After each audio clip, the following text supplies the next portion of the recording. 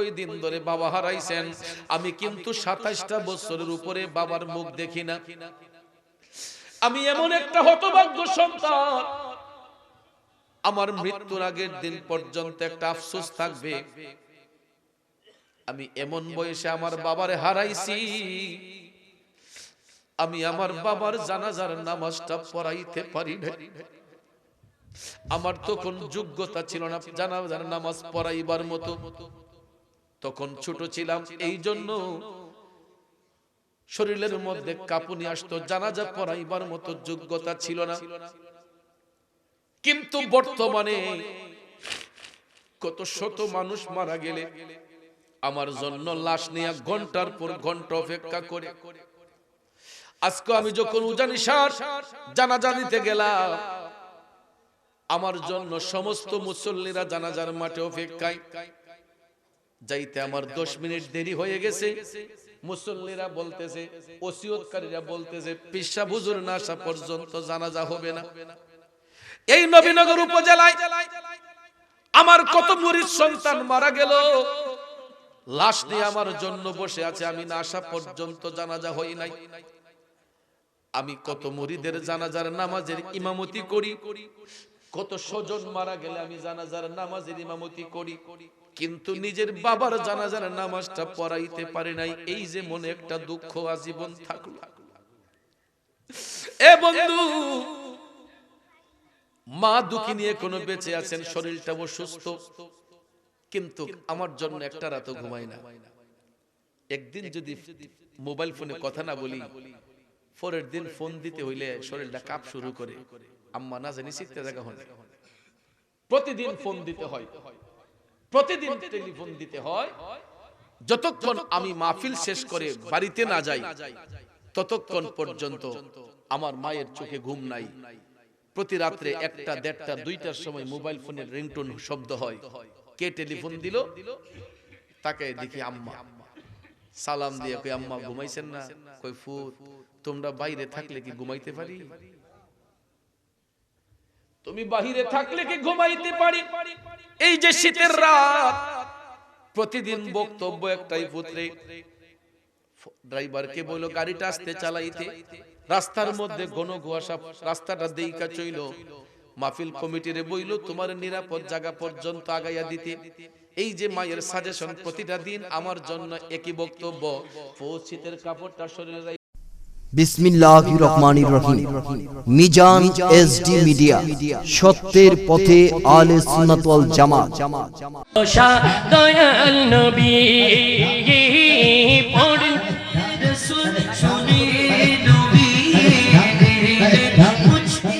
পরিবারকে সুন্দর রাখার জন্য, একটা পরিবারকে ভালো রাখার জন্য মা বাবা স্ত্রী পুত্র ছাড়িয়া প্রবাসীরা প্রবাসীর জীবনে বছর কি বছর থাকতে হয়। দুঃখ লাগে ওই মুহূর্তটাই যখন বাংলাদেশে বাবা মারা যায়, মা মারা যায়। বিদেশে থাকা অবস্থায় ছেলেটা যখন শুনতে পারে তার মা নাই, বাবা নাই, ওই ছেলেটা বিদেশের মাটি থেকে পিঞ্জিরার ভিতর পাখি যেমন ছটফট ছটফট করে, ওই প্রবাসীগুলা বিদেশের মাটিতে থাইকা তখন পাখির মতো ছটফট করে। ইচ্ছে থাকা সত্ত্বেও অনেক সময় বাবার জানাজা পড়তে পারে না, মার জানাজা পড়তে পারে না। এমন বিদেশি সন্তান আছে না নাই? আজকেও আমি বাদ জোহর একটা বোনের জানাজা পড়লাম। তারা 4টা ভাইয়ের মধ্যে 3টা ভাই বিদেশে, একটা ভাই শুধু দেশে। ওই 4 ভাইয়ের 4র্থ নাম্বার বোনটা ক্যান্সার রোগে আক্রান্ত হয়ে আজকে দুনিয়া থেকে বিদায় হয়েছে। আমি দেখলাম ভিডিও কনফারেন্সের মাধ্যমে বিদেশে থাকা বাকি 3টা ভাই কানতে কানতে চোখ গোলা ফুলাইয়া দিছে। ইচ্ছে থাকা সত্ত্বেও ওই ভাই গোলা বোনের জানাজা পড়তে পারে নাই। এই জিন্দেগির নামটা হলো প্রবাসের জিন্দেগি। কথা কোন ঠিক কিনা? ওই প্রবাসীদের উদ্যোগে আজকের এই আজিমুসান কবরবাসীর স্মরণে মাহফিল বাজানো। হতে পারে আজকের এই মাহফিল আমার আপনার কারো জীবনের শেষ মাহফিল, ঠিক কিনা বলেন? বাবা, এই মুহূর্তে আমি আপনি দুনিয়ার বাসিন্দা, আগামী কালকে আমি আপনি কবরের বাসিন্দা হয়ে যেতে পারি, ঠিক কিনা বলেন? কারণ সবকিছুর গ্যারান্টি দেওয়া যায়, মৃত্যুর গ্যারান্টি পৃথিবীর কোনো মুফতি সাহেব মুহাদ্দিস সাহেব দিতে পারবে না। মৃত্যুর ডাক যখন যার সামনে আসবে, একটা সেকেন্ডের অনুমতি কাউকে দিবে না। এই জন্য বাজান, যখন মৃত্যু হয়ে যাবে, আত্মীয় স্বজন ভাই বেরাদ্দ সবাই খাটিয়াতে শোয়াইয়া আমাকে আপনাকে যখন সেই অন্ধকার কবরে দাফন করে আসবে, আপনারা বলুন তো, কেউ কি কারো কবরের সাথী হবে? কেউ কারো কবরের সাথী হবে না। ওই কবরে যিনি আমার আপনার সাথী হবেন, তিনি হলেন শাহে মদিনা, ঠিক না বেঠে? তাইলে বাবাজিরা, যেই নবী আমার আপনার দুনিয়ার সাথী, কবরের সাথী, হাসরের সাথী, মিজানের সাথী, ফুলসিরাতের সাথী, ওই নবীর মহব্বতে দুরূদ শরীফ পড়লে আল্লাহ তাআলা বেজার না খুশি? বন্ধুরে, নবীজির দুরূদ শরীফ পড়লে যদি আল্লাহ তাআলা খুশি হয়ে যায়, ওই নবীর মহব্বতে দুরূদ শরীফের আওয়াজ আস্তে হবে নাকি জোরে হবে?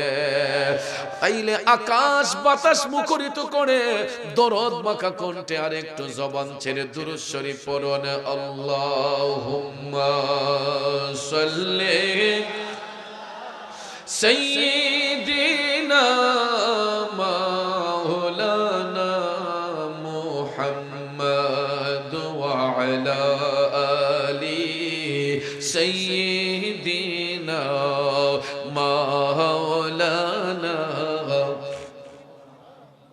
এবার আসুন, জীবনের গুনাহ মাফ করার জন্য সবাই আপন আপন কলবের দিকে মুতাওয়াজ্জি হইয়া একটু দরদ মাখা কণ্ঠে আল্লাহ তাআলার জিকিরে মাশগুল হইয়া যাই। একটা জবান বন্ধ রাখবেন না, জবানটা ছেড়ে দিয়া সবাই আমার সাথে একটু জিকির করুন। ইল্লাল্লাহু ইল্লাল্লাহ ইল্লাল্লাহু ইল্লাল্লাহ ইল্লাল্লাহু ইল্লাল্লাহ ইল্লাল্লাহু ইল্লাল্লাহ ইল্লাল্লাহু ইল্লাল্লাহ ইল্লাল্লাহু ইল্লাল্লাহ লা ইলাহা ইল্লাল্লাহ লা ইলাহা ইল্লাল্লাহ লা ইলাহা ইল্লাল্লাহ লা ইলাহা হাসবি রাব্বি জাল্লাল্লাহ মা ফি কলবি গায়রুল্লাহ হাসবি রাব্বি মা ফি কলবি গায়রুল্লাহ নূর মুহাম্মদ সাল্লাল্লাহ লা ইলাহা ইল্লাল্লাহ ইল্লাল্লাহু ইল্লাল্লাহ ইল্লাল্লাহু ইল্লাল্লাহ ইল্লাল্লাহু ইল্লাল্লাহ ইল্লাল্লাহু ইল্লাল্লাহ লা ইলাহা ইল্লাল্লাহ লা ইলাহা ইল্লাল্লাহ। পড়িয়ে লা ইলাহা লা ইলাহা। কোন মুকামে হে আল্লাহ दोनों जहां में है अल्लाह, कोन मुकामे है अल्लाह दोनों जहां में है अल्लाह, जिस्म में जामी है अल्लाह ला इलाहा ला इल्लल्लाहु इल्लल्लाह इल्लल्लाहु इल्लल्लाह इल्लल्लाहु इल्लल्लाह इल्लल्लाहु इल्लल्लाह ला इलाहा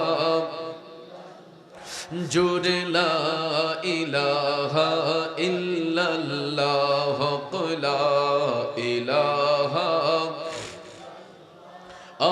ला इलाहा ला इलाहा इल्लल्लाह मुहम्मदुर রাসূলুল্লাহ সাল্লাল্লাহু আলাইহি ওয়াসাল্লাম। একটা জবানও বন্ধ রাখবেন না, জবান খুলে উচ্চস্বরে বলুন আল্লাহু আকবার। আর একটু মায়ার সুরে বলি ইয়া রাসূলুল্লাহ। বিসমিল্লাহির রহমানির রহিম।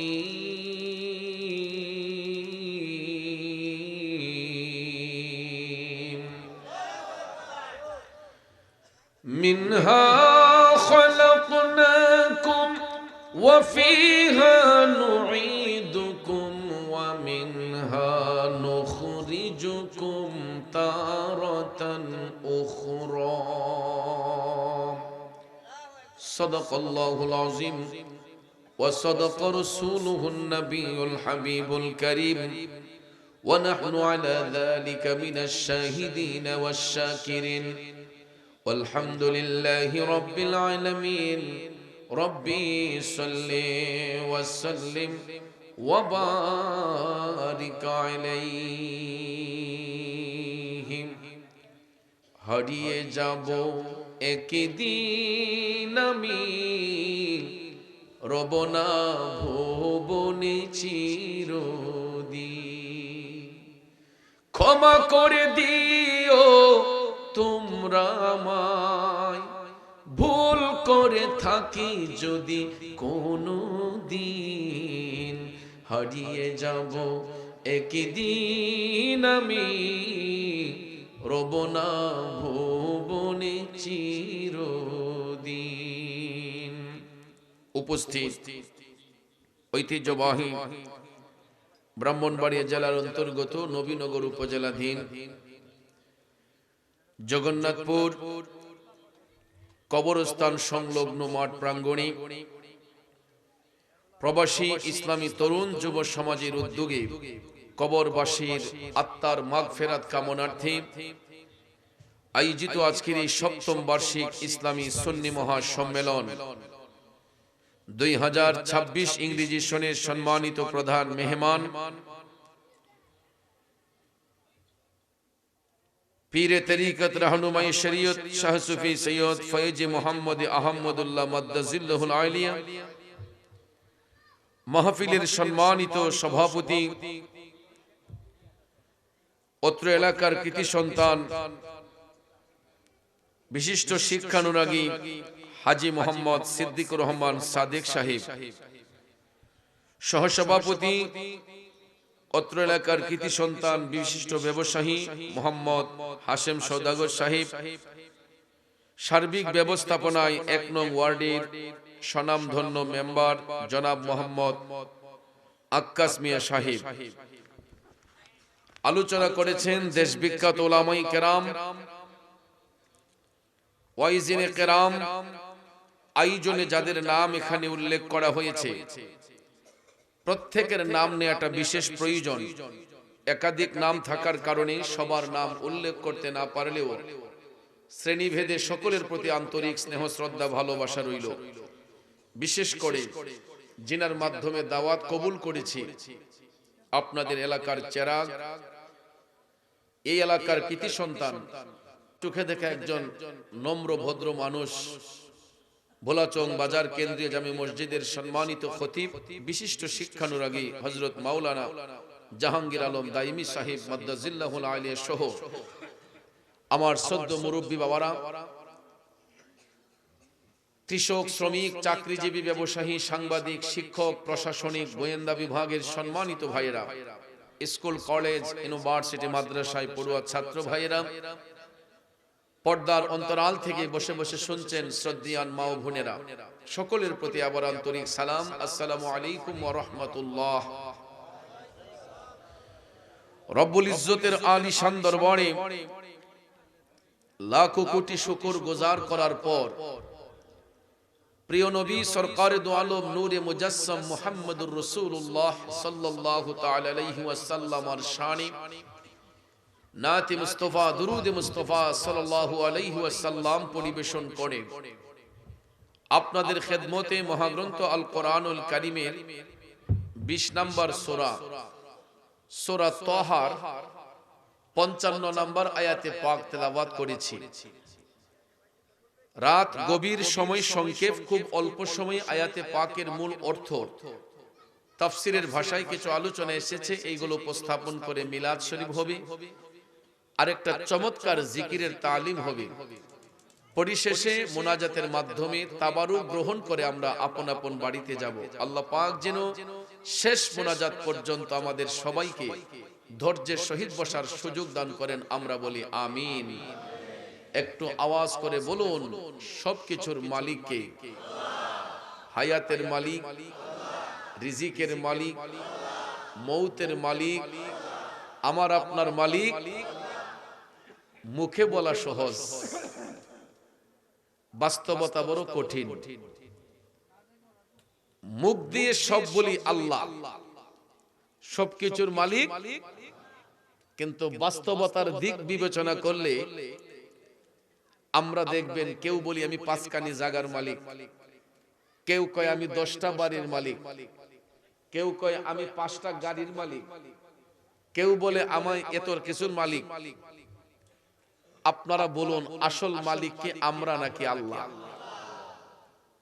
এখানে তো স্বীকার করি না যে সবকিছুর মালিক আল্লাহ, আমরা নিজে মালিকানা দাবি করি। আসলে কি মালিক আমরা? যদিও 5 কানি 10 কানি 20 কানি জাগার দায়িত্ব আমাদের মাধ্যমে থাকে, এটা রক্ষণাবেক্ষণের জন্য আল্লাহ তাআলা আমাদেরকে মনোনীত করেছেন। সম্পদ দেওয়ার মালিককে, সম্পদ কাইরা নেওয়ার মালিককে।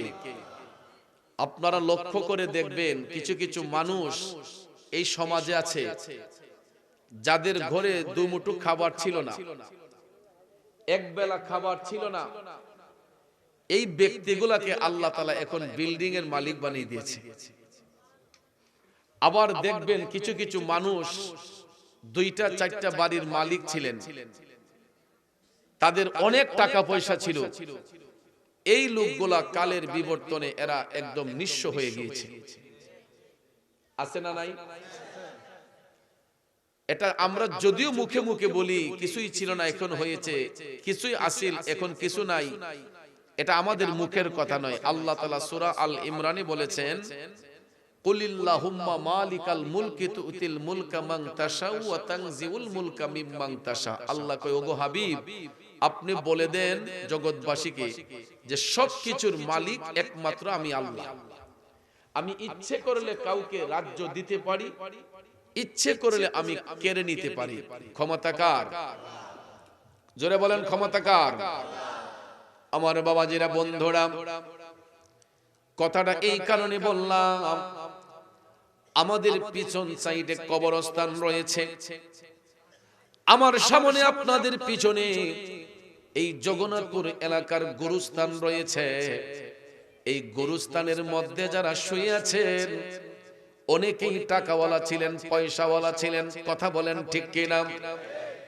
অনেকের 5 কানি 10 কানি জায়গা জমি ছিল, ব্যাংকের মধ্যে কোটি কোটি টাকা ছিল।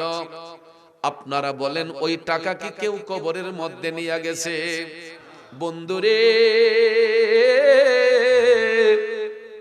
এই দুনিয়ার জমিনে আমরা যতই বাহাদুরি করি না কেন, বাদশাহী করি না কেন, 2টা চোখ যদি বন্ধ হয়ে যায়, শিল্পপতির জন্য যেই কাপড়, রাস্তার ভিখারির জন্য এই কাপড়। আজকে আমি বাদে জোহর যেই জানাজা পড়ে আসলাম, ঘরের সদস্যরা কান্দে, বোনেরা কান্দে, ভাইয়েরা কান্দে, কয় আমার বোনের কাফনের কাপড় কেনার জন্য মাত্র 2400 টাকা লেগেছে।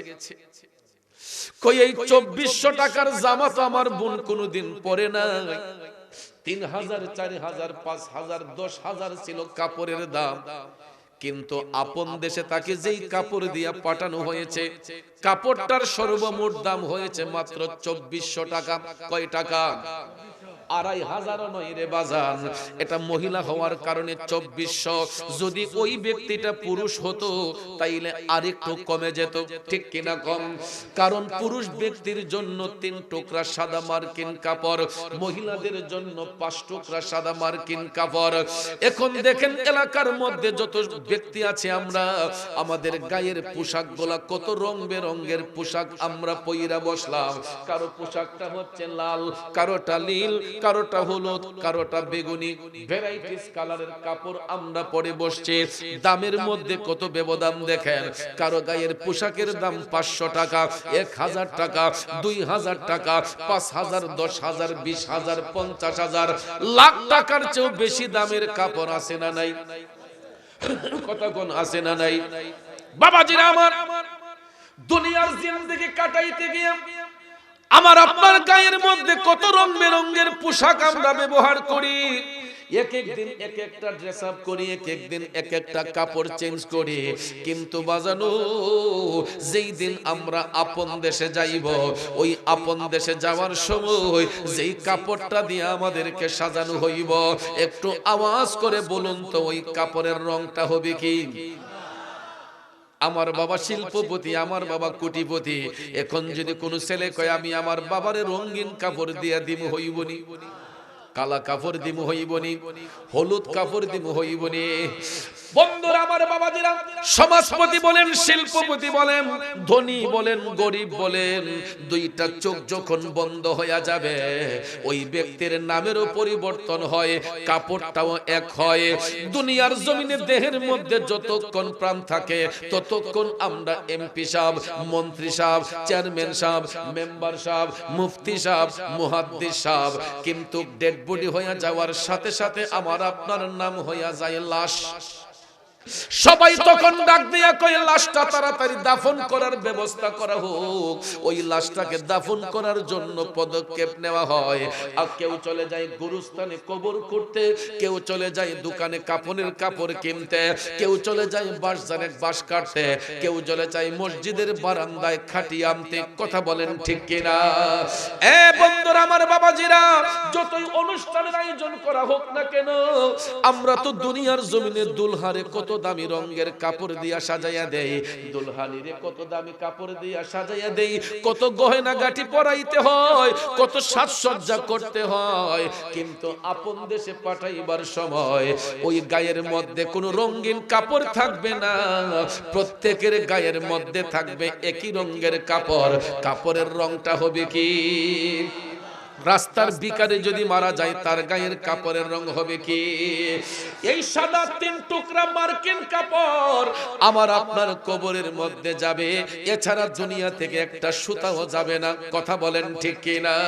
এই জন্য কবি বলেছেন, পাটি নাই রে, বালিশ নাই রে, নাই বাতি,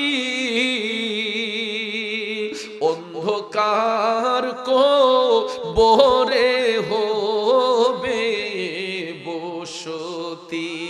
ঠিক কিনা কোন? বাজান আমার, বন্ধুরা আমার, দুনিয়ার জমিনে দেখবেন আমরা কত দামি দামি বিল্ডিং বানাই, ওই বিল্ডিং এর ভিতরে দেখবেন কত দামি দামি ডেকোরেশন করি, কত দামি ফার্নিচার আমরা সাজাই। বক্স পালঙ্গের মধ্যে এখন ম্যাট্রেস না বিছাইলে নাকি ঘুমের আরাম হয় না। আগে জাজিম বিছানো হইতো, এখন উন্নত পদ্ধতিতে ম্যাট্রেস বিছানো হয়। এরপরে কত সুন্দর ফাইবারের বালিশ আছে বাজান, শিমুল তুলার বালিশ দিয়ে দেখবেন ঘুমটাকে আরামের জন্য। বিছানার উপরে কত দামি দামি বিছানার চাদর বিছানো হয়, কত দামি দামি খাট কেনা হয়, কত দামি দামি বালিশ বিছানো হয়।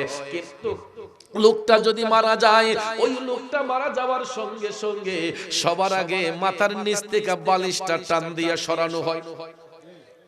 যত বড় শিল্পপতি হোক, যত বড় ব্যক্তি হোক, ধনী হোক গরিব হোক, ইন্তেকালের সঙ্গে সঙ্গে আগে মাথার নিচ থেকে টান দিয়া বালিশটাকে সরানো হয়, এরপরে পড়শিরা আইসা দেখবে কয় লাশটা তো খাটের উপর রাখা যাবে না, লাশটাকে ফ্লোরের মধ্যে রাখতে হয়। তখন দেখবেন আমার নিজের টাকা দিয়ে আমি এত দামি বিল্ডিং বানাইলাম, কিন্তু আমি মারা যাবার পরে বাজান আমার লাশটাও আর কিন্তু বক্স পালঙ্গে রাখা হয় না, মাথার নিচের বালিশটা সরানো হয়, পিঠের নিচের জাজিমটা সরানো হয়, ম্যাট্রেক্সটা সরানো হয়।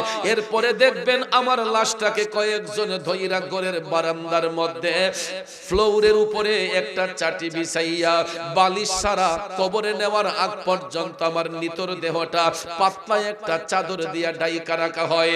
এই যে মাঘ মাসের শীত আমাদের মধ্যে আসছে, আপনারা দেখেন তো কত রঙের পোশাক শীতের কাপড় গায়ের মধ্যে দিয়া রাখছে, কোটের উপরে শাল দিছি, শালের নিচে জুব্বা আছে, গেঞ্জি আছে, গেঞ্জি ওই একটা নয় ডাবল কইরা পড়ছে, বিছানার মধ্যে শুইতে গেলে দুইটা তিনটা কম্বল জোর কইরাও শীত মানে না। একটা দুইটা কম্বল দেওয়ার পর শরীরটা গরম হয় না। ওরে জগন্নাথপুরের বাবাজিরা, ডেড বডি যদি হয়ে যায় এই মুহূর্তে, এই মাঘ মাসের শীতের মধ্যেও আমার আপনার নিতর দেহটাকে পাক্কার উপরে একটা পাতলা চাটি বিছাইয়া নিতর দেহটাকে বালিশবিহীন অবস্থায় একটা পাতলা চাদর দিয়া ঘুরে রাখা হইব। বন্ধু কোথায় গেল বাহাদুরি, কোথায় গেল সলচাতুরি? আপনারা বলেন ডেড বডি হয়ে গেলে আর কোন শক্তি আসেনি, বাহাদুরি আসেনি। এই কারণে ওই কথাটা আমার আল্লাহ মনে করায়া সূরা তাহার 55 নম্বর আয়াতে পাকে ঘোষণা দিয়ে বলতেছেন, বিসমিল্লাহির রহমানির রহিম,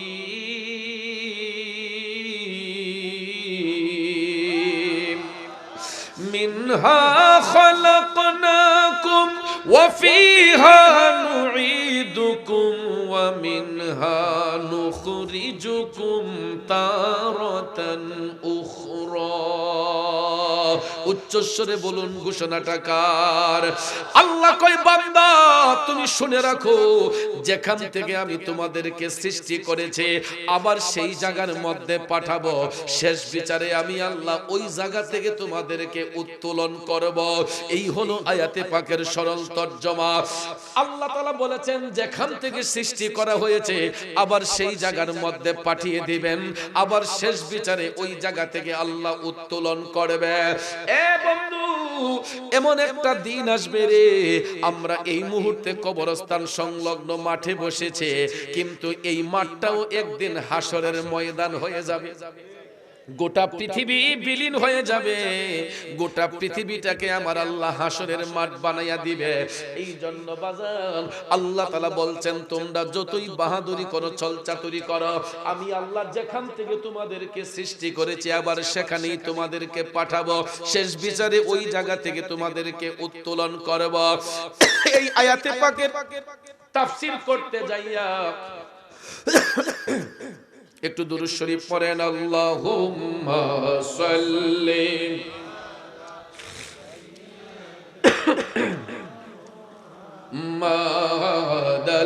আল্লাহুম্মা সাল্লি, লাগবে না মুহাম্মাদ নবী শাফি মাওলানা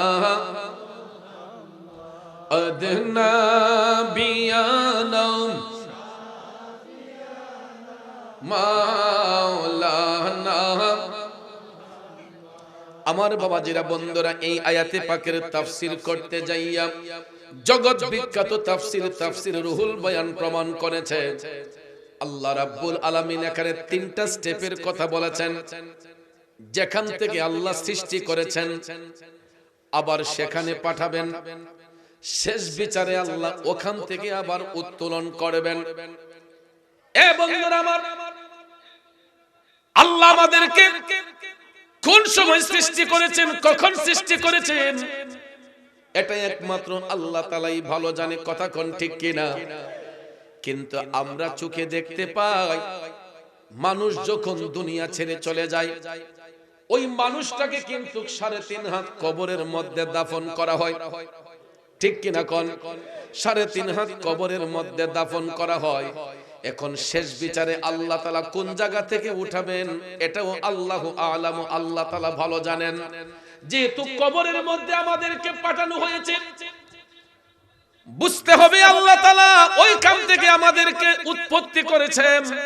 যেহেতু আল্লাহ বলেছেন যেখান থেকে তোমাদেরকে সৃষ্টি করেছি সেখানেই পাঠাবো, শেষ বিচারে আবার ওখান থেকে উত্তোলন করব।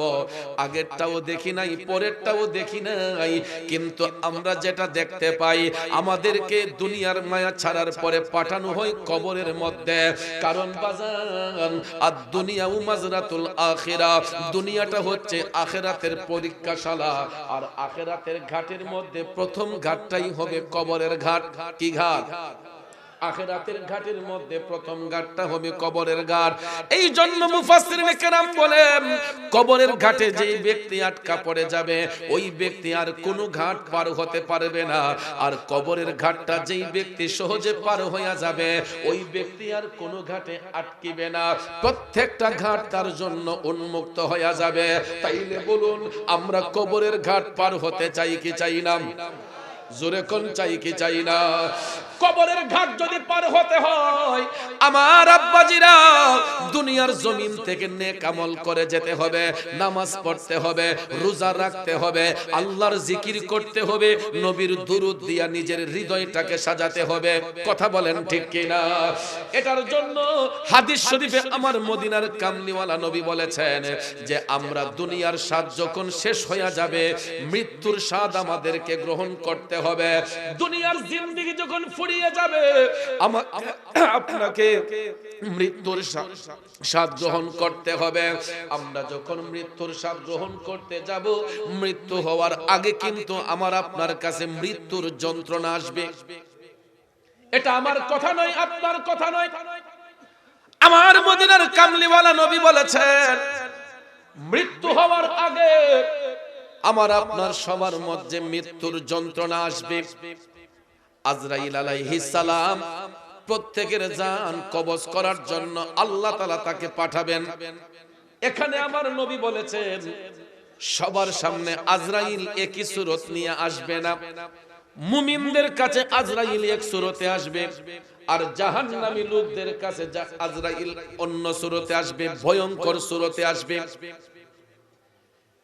আমার বন্ধুরা, বাবাজিরা, দয়াল নবী বলেছেন যদি কোন জাহান্নামী ব্যক্তির মৃত্যুর যন্ত্রণা হয়, সাকারাত যখন শুরু হয়, সাকারাতটা কখন থেকে শুরু হয় জানেননি বাজার? মৃত্যুর ঘন্টা যখন বেজে যায় ওই লোকটা দুনিয়া থেকে চলে যাবে। এমন সময় আল্লাহ তাআলা মৃত্যুর ফেরেশতাকে পাঠাইবে। আপনারা দেখবেন কিছু কিছু সিম্পটম দেখা দেয়, যেমন হালকা ঠান্ডা, কাশি, সর্দি, জ্বর, মাথা ব্যথা, গ্যাস্ট্রিক, ক্যান্সার, এই রকম কিছু রোগের সিম্পটম আল্লাহ তাআলা আমাদের শরীরে দান করে। ডাক্তার সাহেবরা গবেষণা কইরা কই গ্যাস্ট্রিক হইছে, আলসার হইছে, ক্যান্সার হইছে, পিত্তথলিতে পাথর হইছে, কিডনি ড্যামেজ হয়েছে, এই রকম বিভিন্ন অজুহাত বিভিন্ন ভাবে আমাদের রোগ নির্ণয় করা হয়। আমাদের রোগ নির্ণয় করার পরে আস্তে আস্তে দেখবেন লোকটা একদম দুর্বল হয়ে যায়। ওই লোকটা যদি জাহান্নামী হয়, বেবিচারী হয়, প্রতারক হয়, হারামখোর হয়, বেঈমান হয়, মুনাফিক হয়, আমার রাসূল বলেছেন মৃত্যুর কোলে যখন ঢলে যায়, যখন তার কাছে মৃত্যুর যন্ত্রণা আসে, ওই মুহূর্তে মৃত্যুর ফেরেশতা মালাকুল মউত আজরাইল ভয়ঙ্কর একটা রূপ নিয়ে আসে। কেমন রূপ? কেমন রূপ? ভয়ঙ্কর একটা রূপ নিয়ে মৃত্যুর ফেরেশতা আজরাইল আসে। আমার রাসূল বলছেন তখন ওই জাহান্নামী ব্যক্তিটা আজরাইলের ভয়ঙ্কর চেহারাটা দেখা তার মধ্যে একটা হাঁপানি রোগের মতো শুরু হয়ে যায়, হাঁপানি রোগের মতো শুরু হয়ে যায়, যেটাকে আমরা সাকারাত নামে চিনি, ঠিক না বেঠিক? আমরা বলি যে লোকটার সাকারাত শুরু হয়ে গেছে, সদমা শুরু হয়ে গেছে, ওই ব্যক্তি টানায় পড়ে গেছে। যখন জোরে জোরে শ্বাস ছাড়ে, শ্বাস পালায়, আমরা বলি লোকটা মনে হয় আর বাঁচবে না। এই ধারণা করে দেখবেন ছেলেটা যদি বাড়ির বাহিরে থাকে, মেয়েটা যদি স্বামীর বাড়িতে থাকে, সবাইকে টেলিফোন দেওয়া হয়, কিরে অমুক কি গো অমুক, তাড়াতাড়ি বাড়িতে আয়, তোর আব্বার শরীর ভালো না, তোর বাবা মনে হয় আর বাঁচবে না।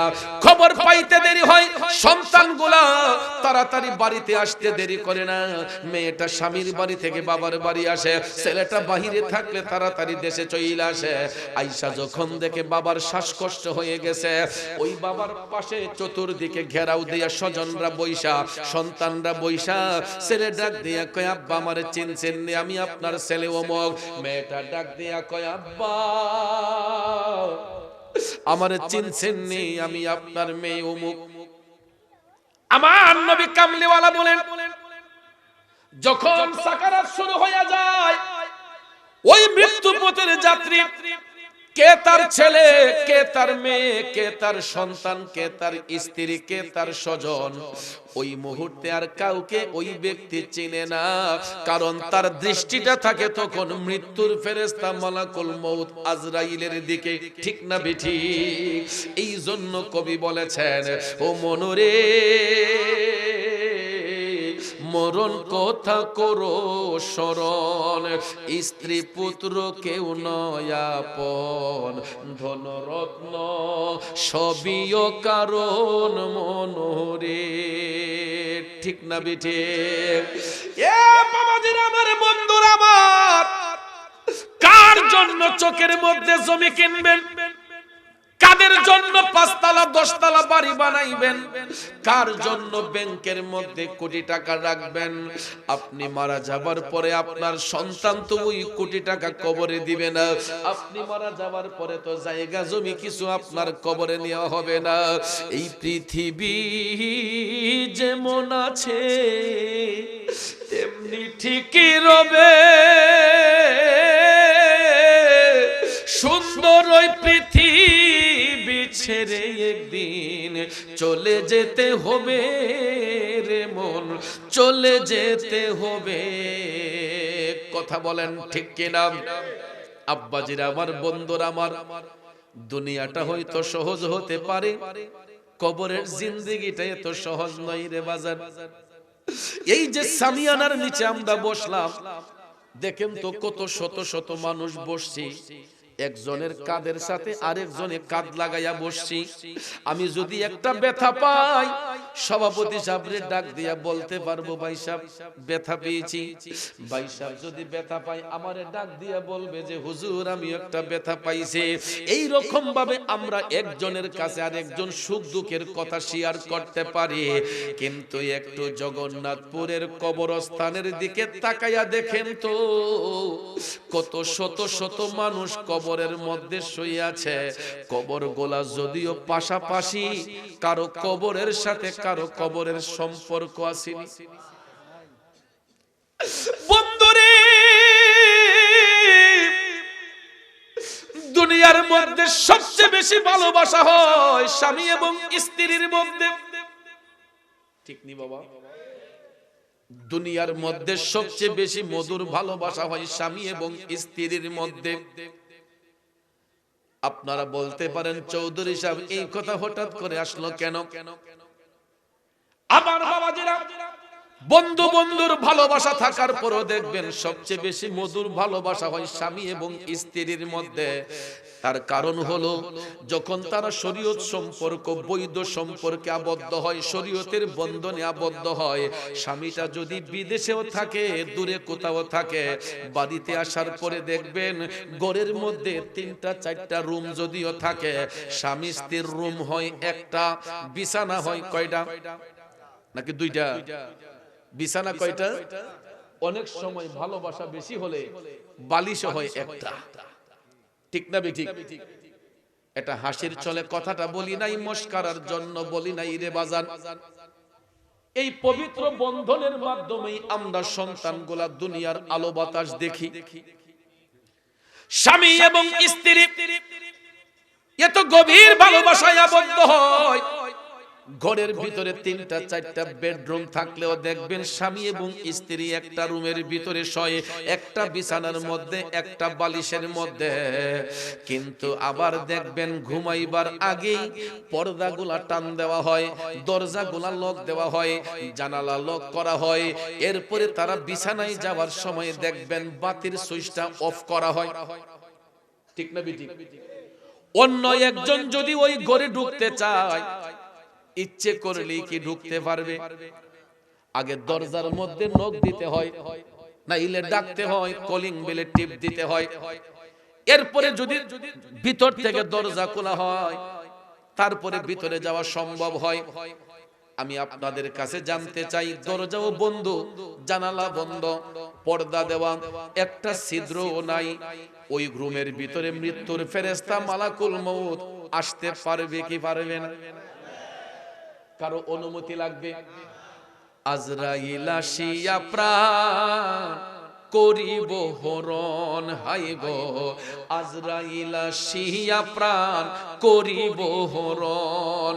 ওরে নিজ গুণে সাহেব আল্লাহ করবানি বারণ, আমার উপায় কি তখন আমার আল্লাহ নিরঞ্জন, না জানি কি হালে আমার হইব মরণ।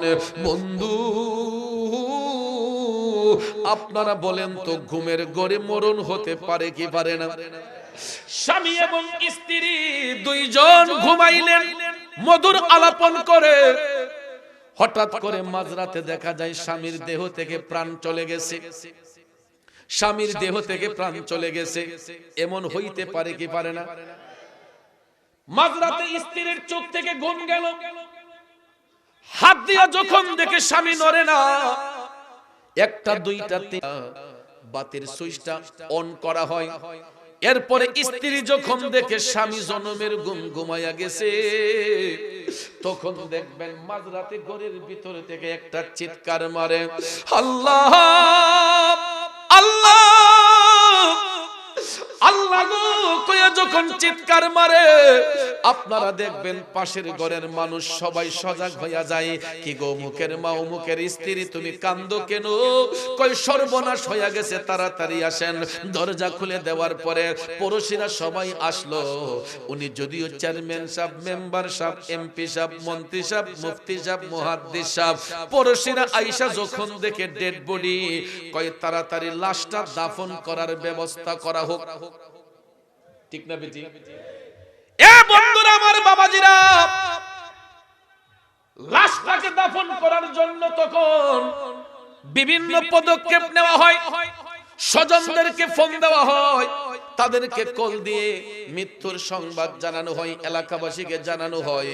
আপনারা দেখবেন ওই স্ত্রীর চোখের সামনে স্বামীটা যখন মারা যায়, সাথে সাথে পাশের ঘরের মহিলারা আইসা ওই স্ত্রীর নাকের ফুলটা খুলে ফেলে, কানের দুলটা খুলে ফেলে, হাতের বালাটা খুলে ফেলে।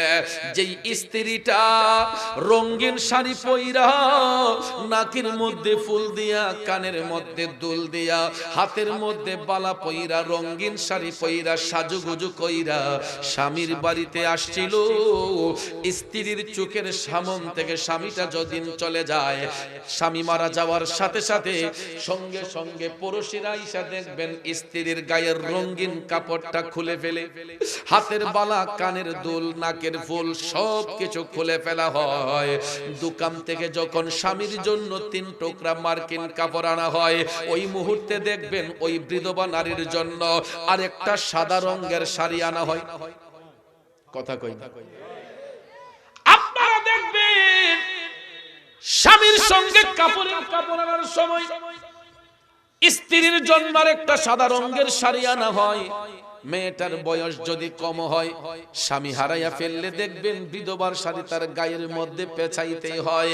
এ বন্ধুরা আমার, বাবাজিরা গো, এমন কিছু স্ত্রী দুনিয়াতে আছে, যখন বিধবার শাড়িটা গায়ে পড়ে তখন হার্ট অ্যাটাক করে ফেলে, স্ট্রোক করে ফেলে, স্বামীর বিরহ বেদনায়। এমনও স্ত্রী আছে 2 ঘন্টা আগে স্বামী মারা গেছে, 2 ঘন্টা পরে স্ত্রীও মারা গেছে। এমন আছে না নাই? আপনারা না দেখতে পারেন, আমি নিজে দেখেছি।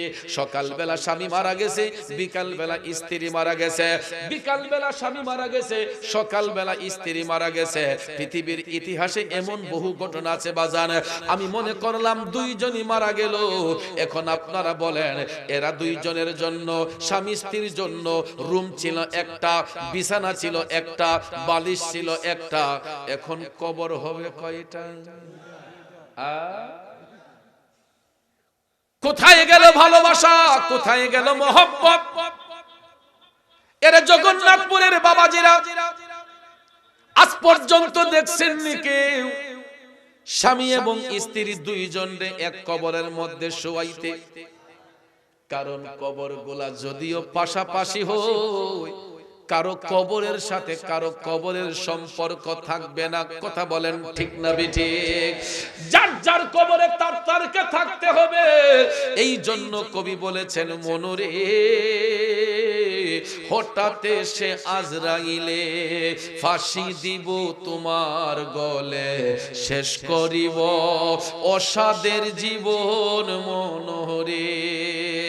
ওরে দম থাকিতে,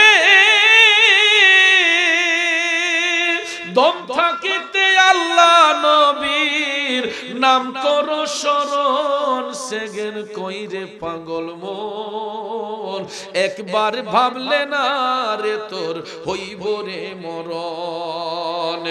এ বন্ধুরা আমার, বাবাজি, আমি যে আলোচনার মধ্যে ছিলাম, আমার নবী বলছেন ওই মৃত্যু পথের যাত্রীর যখন সাকারাত শুরু হবে, তখন সন্তানরা এসে যতই অনয় বিনয় করে বলুক না কেন, আব্বা আমার চিনছেন নি, আমি অমুক তমুক, আমার নবী বলছেন ওই মুহূর্তে ওই মৃত্যু পথের যাত্রী কে তার সন্তান, কে তার স্ত্রী চিনার টাইম থাকে না। তার চেহারাটা থাকে, তার রূপটা থাকে তখন আজরাইলের রূপের দিকে। ঠিক না বেঠিক? নবী বলছেন তার দৃষ্টি থাকে আজরাইল আলাইহিস সালামের দিকে। আজরাইল আলাইহিস সালাম তখন আয়েশা তায়ের পায়ের বৃদ্ধাঙ্গুল থেকে টিপতে টিপতে, আজরাইল আয়েশা পায়ের বৃদ্ধাঙ্গুল থেকে টিপতে টিপতে নিচটাকে অচেতন বানাইয়া বুকের মধ্যে যখন দমটা নিয়ে আসবে, আপনারা লক্ষ্য করে দেখবেন নিচটা একদম নিস্তেজ হয়ে যায়, কোনো চেতন থাকে না। বুকের মধ্যে আইনা মৃত্যুর ফেরেশতা আজরাইল এমন একটা ভয়ঙ্কর চিপ মারবে, আমার নবী কামলিওয়ালা বলছেন ওই ব্যক্তিদের গলা দিয়ে ঘের ঘের শব্দ বের হবে। আর আজরাইলকে দেখার সাথে সাথে এমন একটা আতঙ্কের মধ্যে পড়বে, এদের কষ্টের সহিত জান হরণ করা হবে। তখন তাদের পায়খানার রাস্তা দিয়ে পায়খানা বের হয়ে যাবে, পেশাবের রাস্তা দিয়ে মূত্র বের হয়ে যাবে। যদি বিশ্বাস না হয়, যারা মৃত ব্যক্তির লাশ দৌত করে তাদেরকে জিজ্ঞেস করে দেখবেন, ইন্তেকালের পরে কিছু কিছু লাশ দইতে গেলে দেখা যায় পায়খানার রাস্তায় ময়লা পাওয়া যায়, লুঙ্গিতে পেশাবের দুর্গন্ধ পাওয়া যায়। ঠিক কিনা বাজান? এখানে লাশ দৌড় না কেউ আছে কিনা আমি জানি না, থাকলে জিজ্ঞেস করে দেখবেন কিছু কিছু লাশ দেওয়ার পরে পায়খানার রাস্তা দিয়ে ময়লা পাওয়া যায়, পেশাবের দুর্গন্ধ লুঙ্গিতে পাওয়া যায়। আমার নবী বলছেন মৃত্যুর ফেরেশতার দিকে তাকাইয়া এমন একটা আতঙ্ক তাদের মধ্যে হবে, এরা চোখটা বন্ধ করার টাইম পর্যন্ত পাবে না। মৃত ব্যক্তির কিছু কিছু মানুষ দেখবেন ইন্তেকালের পরে তাদের চোখ বন্ধ থাকে না, খোলাই থাকে, বন্ধ করার টাইম পায় না। আজরাইলের ভয়ঙ্কর চিপে ওনাদের দৃষ্টি খোলা থাকে, চোখটা বন্ধ করার সুযোগ তাদের হাতে থাকে না। এই জন্য আমার নবী বলছেন জাহান্নামী ব্যক্তিগুলার জান কষ্টের সহিত হরণ করা হইব এবং এদের চেহারাটা বিদ্রুপের মতো হয়ে যাবে। কিসের মতো? ভয়ঙ্কর রূপ ধারণ করবে। দেখবেন কিছু কিছু লাশ দেখতে গেলে ভয় লাগে, আছে না? কিছু কিছু লাশ দেখতে গেলে ভয় লাগে। আমরা রাস্তা দিয়ে হাইটা বলি, আহ যেমন জ্বালাইয়া গেছে, মরণ যেমন কষ্ট হইছে, কইনি কইনি যে হ্যাঁ যেমন জ্বালাইয়া গেছে মানুষটিরে, এমন কষ্টের সহিত তার মরণ হইছে। জানাজার মাঠে গিয়া ভালো বললে কি হবে, কিন্তু ওইখানে তো মানুষ সত্যি কথাটাই বলে। কথা কোন ঠিক না বেঠিক? এমন জুলুমকারী নির্যাতনকারী লোক সমাজে আছে না নাই? যারা মানুষের সঙ্গে প্রতারণা করে, মানুষকে যারা হত্যা করে, যারা মানুষকে ঠকায়, যারা মানুষকে ওজনে কম দিবে, যারা চিটারি বাটপারি করবে, এরা বেঈমান, এরা মুনাফিক, এরা জাহান্নামী। এরা ইন্তেকালের পরে এদের চেহারাটা বিদ্রুপের মতো হয়ে যাবে এবং তাদেরকে আখিরাতের প্রথম গাটি কবরে পাঠানো হইব। আপনারা বলেন, ছাত্র যদি ভালো হয়, পরীক্ষার হলে তাদের কোনো টেনশন থাকে? আর ছাত্র যদি গাদা হয়, তখন দেখবেন এর নায়ের গুড়াতে একটা মুসরাত আছে, কিতা জানি পরীক্ষা লিখবো, কথা কোন ঠিক না? আর ছাত্র যদি ভালো হয়, গুড স্টুডেন্ট হয়, এদের কোনো টেনশন নেই, এরা হাসি মুখে পরীক্ষার হলে যায়, এরা সিলেবাস কমপ্লিট করেছে, যেখান থেকে প্রশ্ন আসুক এরা উত্তর লিখতে কোনো অসুবিধা। আর ছাত্র যদি ব্যাড হয়, উইক হয়, তাহলে আপনারা দেখবেন এটা পরীক্ষার হলে গিয়ে খালি মাথা খাই যায়, আরেক ব্যাডের খাতা দেখবে খালি তা করে, কথা কোন ঠিক না? ঠিক তাই না? টুনে ফাঁস করে লবণ যায়। কিন্তু কবরের মধ্যে এই সুযোগ নাই। যার যার কবরে তার তারকে থাকতে হবে বাজার, যার যার কবরে তার তারকে থাকতে হবে। এই কবরের মধ্যে গিয়া নকল কইরা পাস করার কোনো সুযোগ নাই। কারণ আমাদেরকে যখন 3.5 হাত কবরস্থ করা হবে, আমার নবী বলছেন আখিরাতের প্রথম গাটিটাই হইব কবর। এখানে বাজান 3টা প্রশ্নের মাধ্যমে ইন্টারভিউ নেওয়া হবে। সবার জন্য প্রশ্ন হবে 3টা। কয়টা?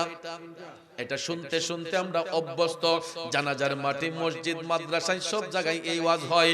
কবরের মধ্যে যাওয়ার পরে কয়টা প্রশ্নের মাধ্যমে ইন্টারভিউ হবে? এর মধ্যে একটা প্রশ্ন হবে আমার নবীজিকে নিয়া। আমার দয়াল নবীরে কবরের মধ্যে সশরীরে হাজির করা হইব নাকি ছবি? ছবি। সশরীরে আমার নবীকে কবরে হাজির করা হবে। সুবহানাল্লাহ কোন। সবাই যখন কবরেতে রেখে চলে যায়, তারপরে কবরে আমার নবী এসে যায়। ঠিক না বিধি? আমার নবীর ছবি আইনা হাজির করা হইব না। রওজা শরীফের সঙ্গে ওই কবরের সুরঙ্গ হবে না। আমার নবীকে সশরীরে কবরে আইনা হাজির করা হইব। রাসূল কবরে আসতে পারেন কি পারেন না? এই জন্য পারেন। নবীর উপাধি হচ্ছে রাহমাতাল লিল আলামিন।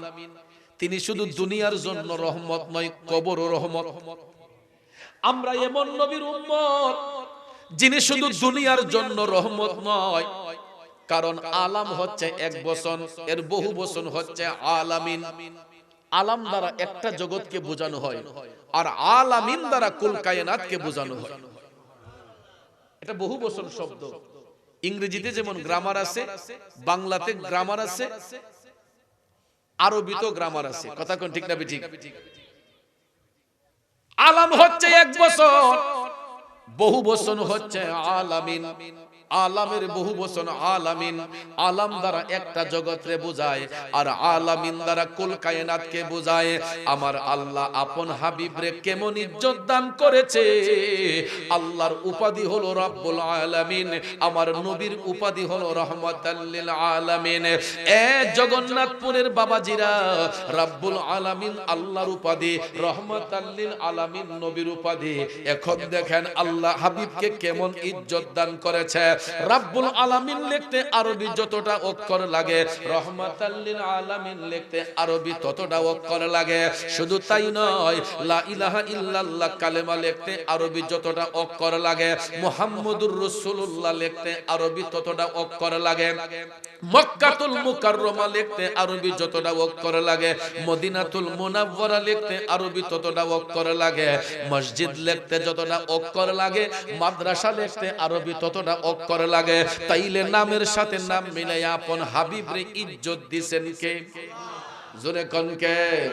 এই জন্য কবি বলেছেন, রাসূল আমরা তোমায় না চিনিলে তোমার কে আসে যায়, মোরা তোমায় না চিনিলে তোমার কে আসে যায়। দোনো জাহান নবীজির নূরি কদমে ঝুকায়, ঠিক কিনা কোন?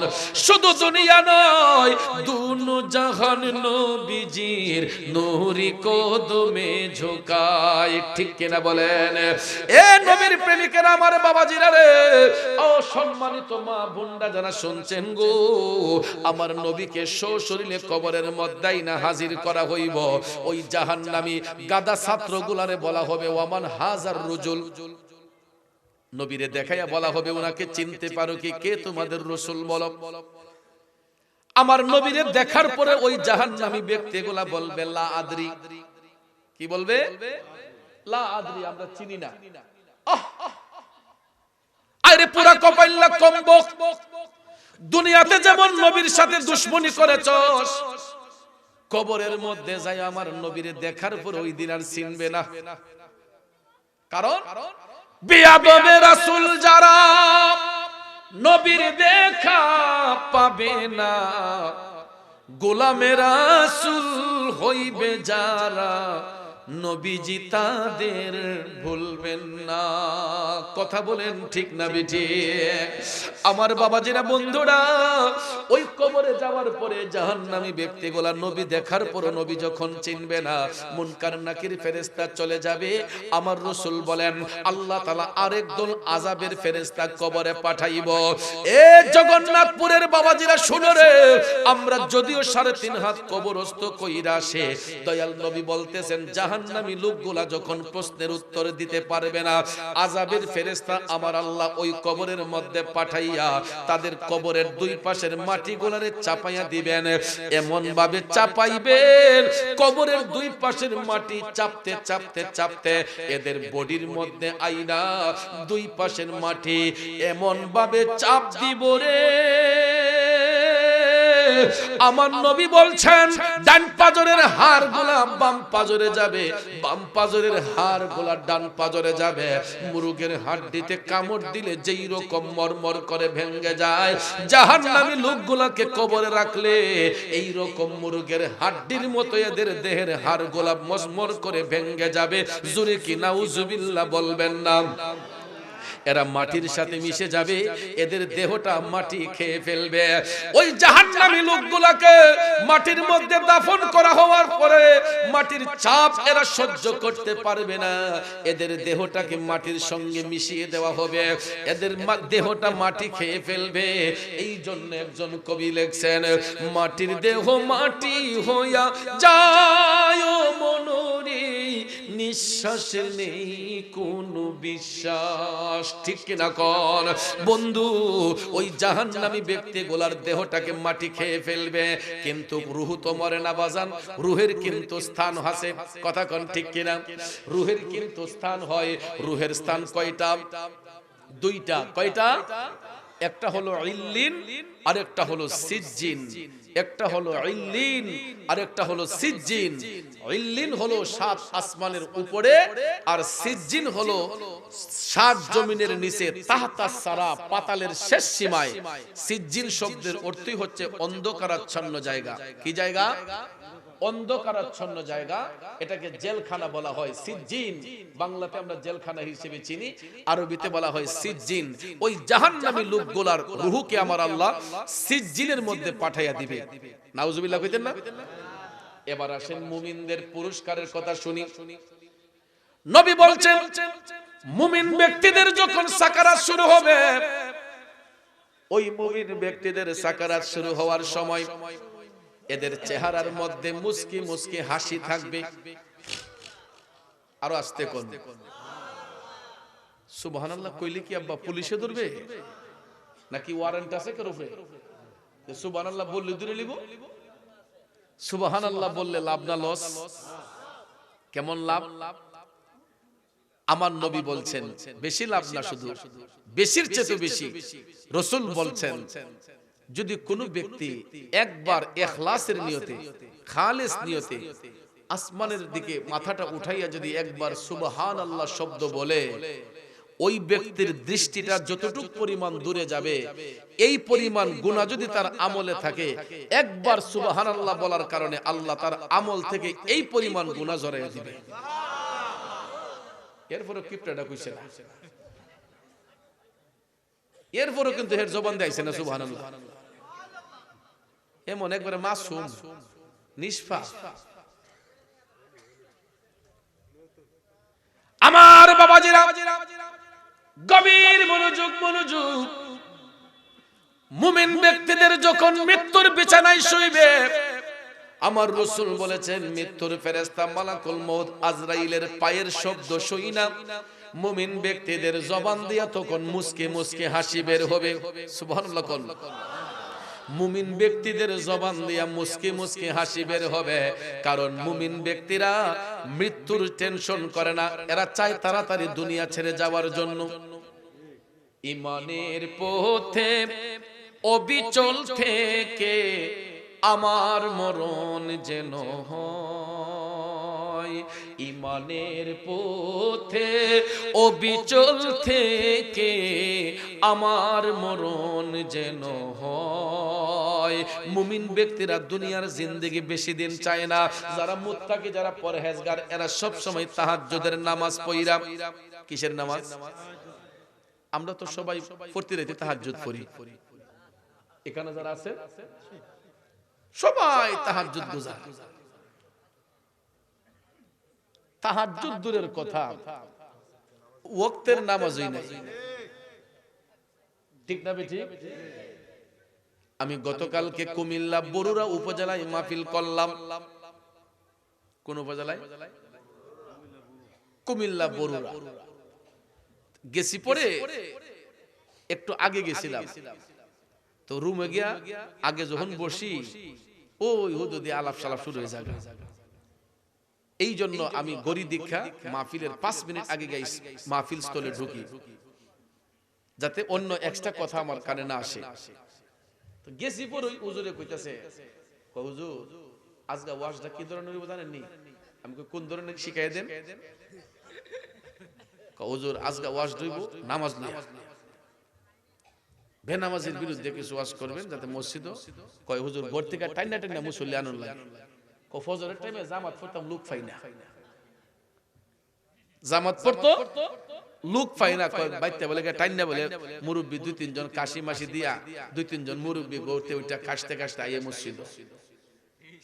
আছে না নাই? আর এমনি কাশে না, মসজিদে গেলে কাশের অভাব নাই। কথা কোন ঠিক না?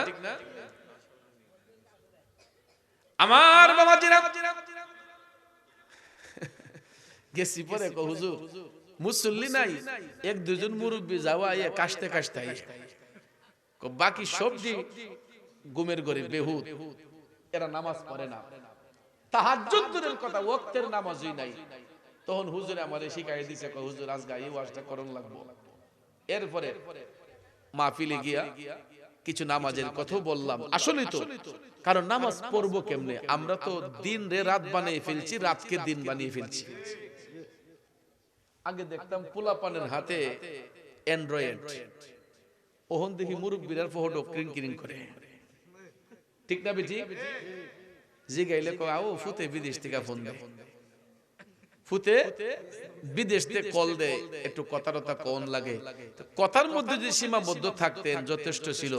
এবার জীবনে যে মোবাইল সম্পর্কে ধারণাই নাই, এরপরও বাজারে গিয়া দোকানদার কয় কি রে বাতিজা ফেসবুক কোনডারে দেখানেন না? ঠিক না বেটি?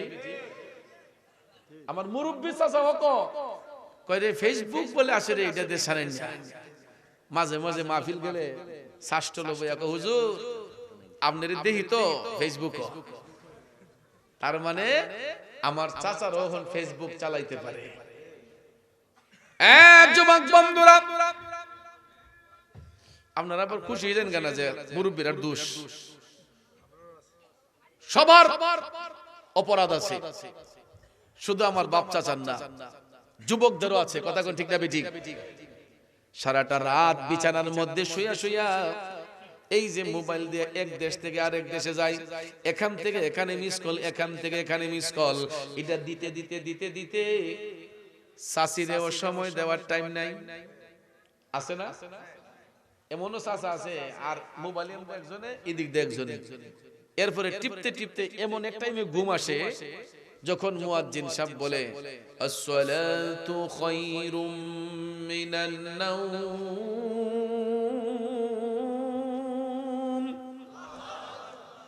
এই ডাক্তার দিয়ে কি মুয়াজ্জিন সাহেব কেউ গালি দিছে, বকা দিছে? মুয়াজ্জিন সাহেব বলছে এই মুসল্লিরা, ঘুম থেকে নামাজ ভালো, ঘুম থেকে নামাজ ভালো। আর আমরা টিফিনে ফাটি কয় না হুজুর, এই টাইমে আমরা ঘুমটাই ভালো। ইসলামের চিরশত্রু শয়তান আমাদেরকে এই টাইমে এমন একটা মজার ঘুম পাতায়, বোঝা যায় যেমন জীবনে যে ঘুম ঘুমাইছি না, এই ঘুম ঘুমে গেছি।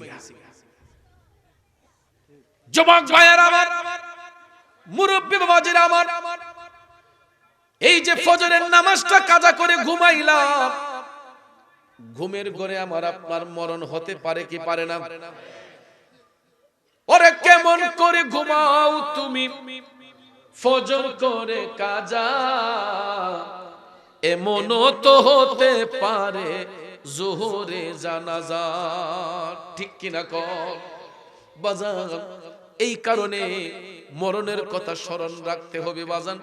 ঘুমের ঘরে মরণ হয়ে যেতে পারে। এই যে নবীর বাগানে বসলাম, বাড়িতে যাওয়ার সাধ্য আসেনি, কথা বলেন আসেনি? এ বন্ধু, রাস্তাঘাটে হাঁটতেছি, যেই কোনো সময় মৃত্যু হয়ে যেতে পারে কি পারে না? এই কথাটা চিন্তা করে আমার রাসূল বলেছেন, দৈনিক যেই ব্যক্তি অন্তত 40 বার মরণের কথা স্মরণ রাখবে, ওই ব্যক্তি ঈমান হারা হয়ে মরবে না।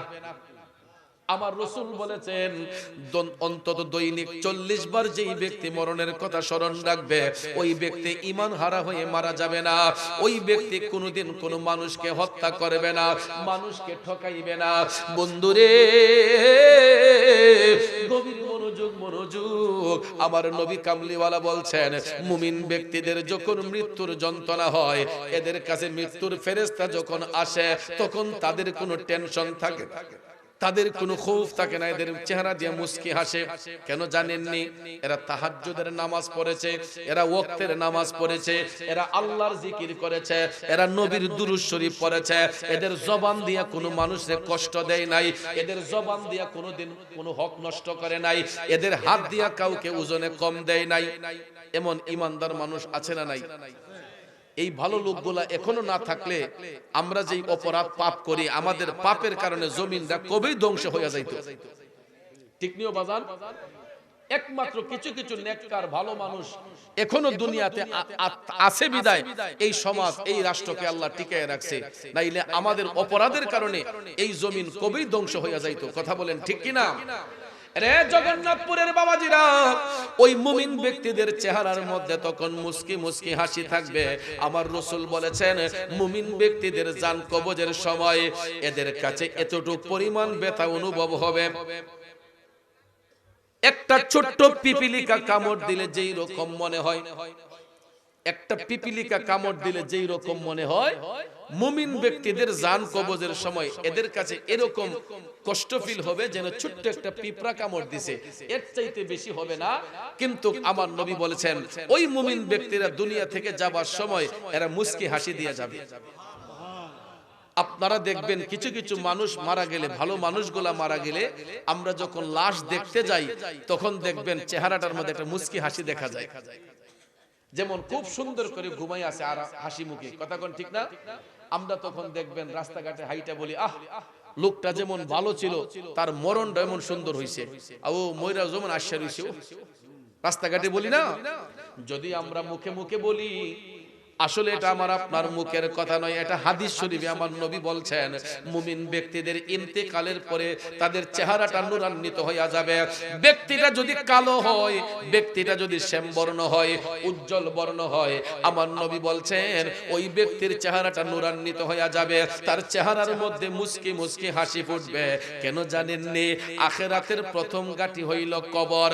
এই জন্য রাসূল বলেছেন, আদ দুনিয়া মাজরাতুল আখিরা, দুনিয়া হইছে আখিরাতের পরীক্ষাশালা। এই আখিরাতের প্রথম গাটি কবরে যখন মুমিন ব্যক্তিরা পরীক্ষার ইন্টারভিউ দিতে যাইবে, তিনটা প্রশ্নের একটা প্রশ্ন হবে আমার নবীজিরে নিয়া। দয়াল নবীরে দেখার সাথে সাথেই মুমিন ব্যক্তিরা বলে দিবে, হাজা মুহাম্মদুর রাসূলুল্লাহ সাল্লাল্লাহু আলাইহি ওয়াসাল্লাম। জুরে কি সুবহানাল্লাহ বলা যাবে না? কারণ নবী ছাড়া ওই কবরে নাই রে বান্ধব নাই, নবী ছাড়া ওই কবরে নাই রে বান্ধব নাই। হাসরেতে নবী ছাড়া নাই দরদি নাই, হাসরেতে নবী ছাড়া নাই দরদি নাই, নবী ছাড়া ওই কবরে নাই রে বান্ধব নাই। বান্দার জন্য রহমত আমার নবী মুহাম্মদ, দুজাহানে আর কি আছে মোদের সম্পদ। ঠিক কিনা কর? এ বন্ধুরা আমার, বাবাজিরা, টাকার পিছে না গইরা, সম্পদের পিছে না গইরা, জায়গা জমির পিছে না গইরা আমরা মানুষের মতো মানুষ হইতে হবে। আমাদের সন্তানগুলাকে মানুষ বানাইতে হবে। আমরা দয়াল নবীর গোলামি করতে হবে। ঠিক কিনা কর? সবচেয়ে বড় সম্পদ হলো নিজের নেক আমল এবং ঈমান। কথা কোন ঠিক কিনা? আর দুনিয়ার জিন্দেগিতে সবচেয়ে বড় সম্পদ হলো আমাদের সন্তান, ঔরসজাত সন্তান। আপনি সন্তানকে কোটি টাকা না দিয়া আগে এই কোটি টাকা খরচ কইরা ছেলেটারে মানুষ বানান, তাকে ভালো একজন মানুষ বানান। আপনি টাকা রাইখা গেছেন, সম্পদ রাইখা গেছেন, সন্তান যদি অমানুষ হয়, আপনি মারা যাওয়ার সাথে সাথে আপনার সম্পদ নষ্ট করে ফেলবে। কথা বলেন ঠিক না? নেক সন্তান রেখে যান, এগুলো হচ্ছে আমাদের উত্তম সম্পদ। কথা কোন ঠিক কিনা? এই জন্য বাজান আমার বন্ধুরা, আমার রাসূল বলেছেন মুমিন ব্যক্তিদের কবরে যাওয়ার পরে এরা যখন হাসি মুখে বলে দিবে, হাজা মুহাম্মদুর রাসূলুল্লাহ সাল্লাল্লাহু আলাইহি ওয়াসাল্লাম, আমার নবীর পরিচয় যখন দিয়ে দিবে, মুনকার নাকির ফেরেশতা চলে যাবে। তখন মদিনার কামলিওয়ালা নবী বলছেন, ওই মুমিনদের কবরের মধ্যে আল্লাহ রহমতের ফেরেশতা পাঠাইয়া মুমিনদের কবরগুলোকে নূরের একটা মহল বানাইয়া দেয়। মুমিনদের কবর 3.5 হাত থাকে না। কিছু কিছু মোল্লা মুন্সি আছে, দেখবেন আমরা ভয়ের মধ্যে ফালাই দেয়, কবরের আযাব কেমনে সইব, কবরে সাবে কামড়াইব। কান্দে না, কান্দে এমনি কইয়া কান্দে না। বাজান আমার বন্ধুরা, আমার মুমিন ব্যক্তিদের কবরে রাখলে পরে সাপ আসবে না, মুমিনদেরকে কবরে রাখলে গুরজে মারবে না, মুমিনদেরকে কবরে রাখলে তাদের কবরের মধ্যে আযাব হবে না, মাটির চাপ হবে না। কবরের মধ্যে আযাব হবে জাহান্নামীদের, বেঈমান মুনাফিকদের। জাহান্নামী মুনাফিক বেঈমানকে কবরে সাপে কামড়াইব, গুরজে মারব, তাদের কবরের মধ্যে মাটির চাপ দিব। কথা কোন ঠিক কিনা? কিন্তু মুমিন ব্যক্তিদেরকে কবরে রাখার পরে আমার রাসূল বলেছেন, মাটির চাপ দিব দূরের কথা, মুমিনদের দেহকে স্পর্শ করা আমার আল্লাহ মাটিকে হারাম করে দিয়েছেন। দেখবেন 10 বছর 20 বছর পরেও কোন জায়গায় কবরের মাটি সরে গেলে যদি লোকটা মুমিন হয়, মুত্তাকি হয়, আপনারা দেখবেন যেমনের কাফনের কাপড় এমনি পাওয়া যায়, যেমনের দেহ এমনিতেই পাওয়া যায়। আছে কিনা? লাশের মধ্যে কোনো পচনও ধরে নাই। এটাই হলো মুমিনদের লক্ষণ। আমার নবী 1500 বছর আগেই এটা বলেছেন, মুমিন ব্যক্তিদেরকে কবরে রাখলে পরে এদের কবরের মধ্যে কোনো আযাব হবে না, বরঞ্চ মুমিনদের কবরকে আল্লাহ 70 গজ প্রসারিত করে নূরের মহল বানাইয়া দেয়। আর এটা আমার নবী দ্বিতীয়বার আবার দেখেছেন যখন নবী মেরাজ শরীফের মধ্যে গিয়েছিলেন। আপনারা তো একটু আগে মেরাজের আলোচনা শুনছেন, এই জন্য আমি সেই দিকে যাই নাই, কিন্তু এই কথাগুলো কিন্তু মেরাজের অংশ। আলহামদুলিল্লাহ। কল রাসূল যখন প্রথম আসমানে গেলেন, কারণ আমার নবী কেমন নবী, বাবা তোমরা কথা বলো না মোনা। আমার রাসূল যখন মেরাজ শরীফে গেলেন, ওই দিন তো মেজবান আল্লাহ, মেহমান আমার নবীজি। ঠিক না বেঠিক? আজকে আপনারা এলাকাবাসী যারা, আপনারা হচ্ছেন মেজবান, আর আমরা যারা দূর থেকে এসেছি আমরা হচ্ছি মেহমান। মেহমানদের সম্মানে এলাকার মেজবানরা এই যুব কমিটিরা দেখেন কত সুন্দর প্যান্ডেল সাজাইছে, লাইটিং করছে, আলোক সজ্জা করছে। মেহমান যদি না আসে এই আলোক সজ্জার কোনো মানে আছে? প্রধান বক্তা না আসলে এই আয়োজনের কোনো মানে আছে? আজকে প্রধান বক্তার ওয়াজ শোনার জন্য, বিশেষ বক্তার ওয়াজ শোনার জন্য, অতিথিদের কথা শোনার জন্য যুবকরা প্যান্ডেল করছে, লাইটিং করছে, আলোক সজ্জা করছে। বাজান আমার বন্ধুরা আমার, এটা হলো মেহমানের ইজ্জত। রজব মাসের 26 তারিখ দিবাগত রাত 27 রজনী। এই 27 রজনীতে আমার আল্লাহ ছিলেন মেজবান, নবী ছিলেন মেহমান। ফেরেশতা জিবরাইলের মাধ্যমে আল্লাহ তাআলা দাওয়াত পাঠাইলেন, হাবিবের সঙ্গে দিদার করবেন, সাক্ষাৎ করবেন। সুবহানাল্লাহ। আমরা বড়ই ভাগ্যবান, মুদের রাসূল আল্লাহর মেহমান। ঠিক কিনা কোন? গোটা জগৎ আল্লাহ সুসজ্জিত করেছেন। আমি সেই দিকে যাব না। দয়াল নবী মেরাজ সফরের মধ্যে যাইয়া যখন প্রথম আসমানের মধ্যে গেলেন, বাবা আদম আলাইহিস সালামের সাথে সাক্ষাৎ হলো।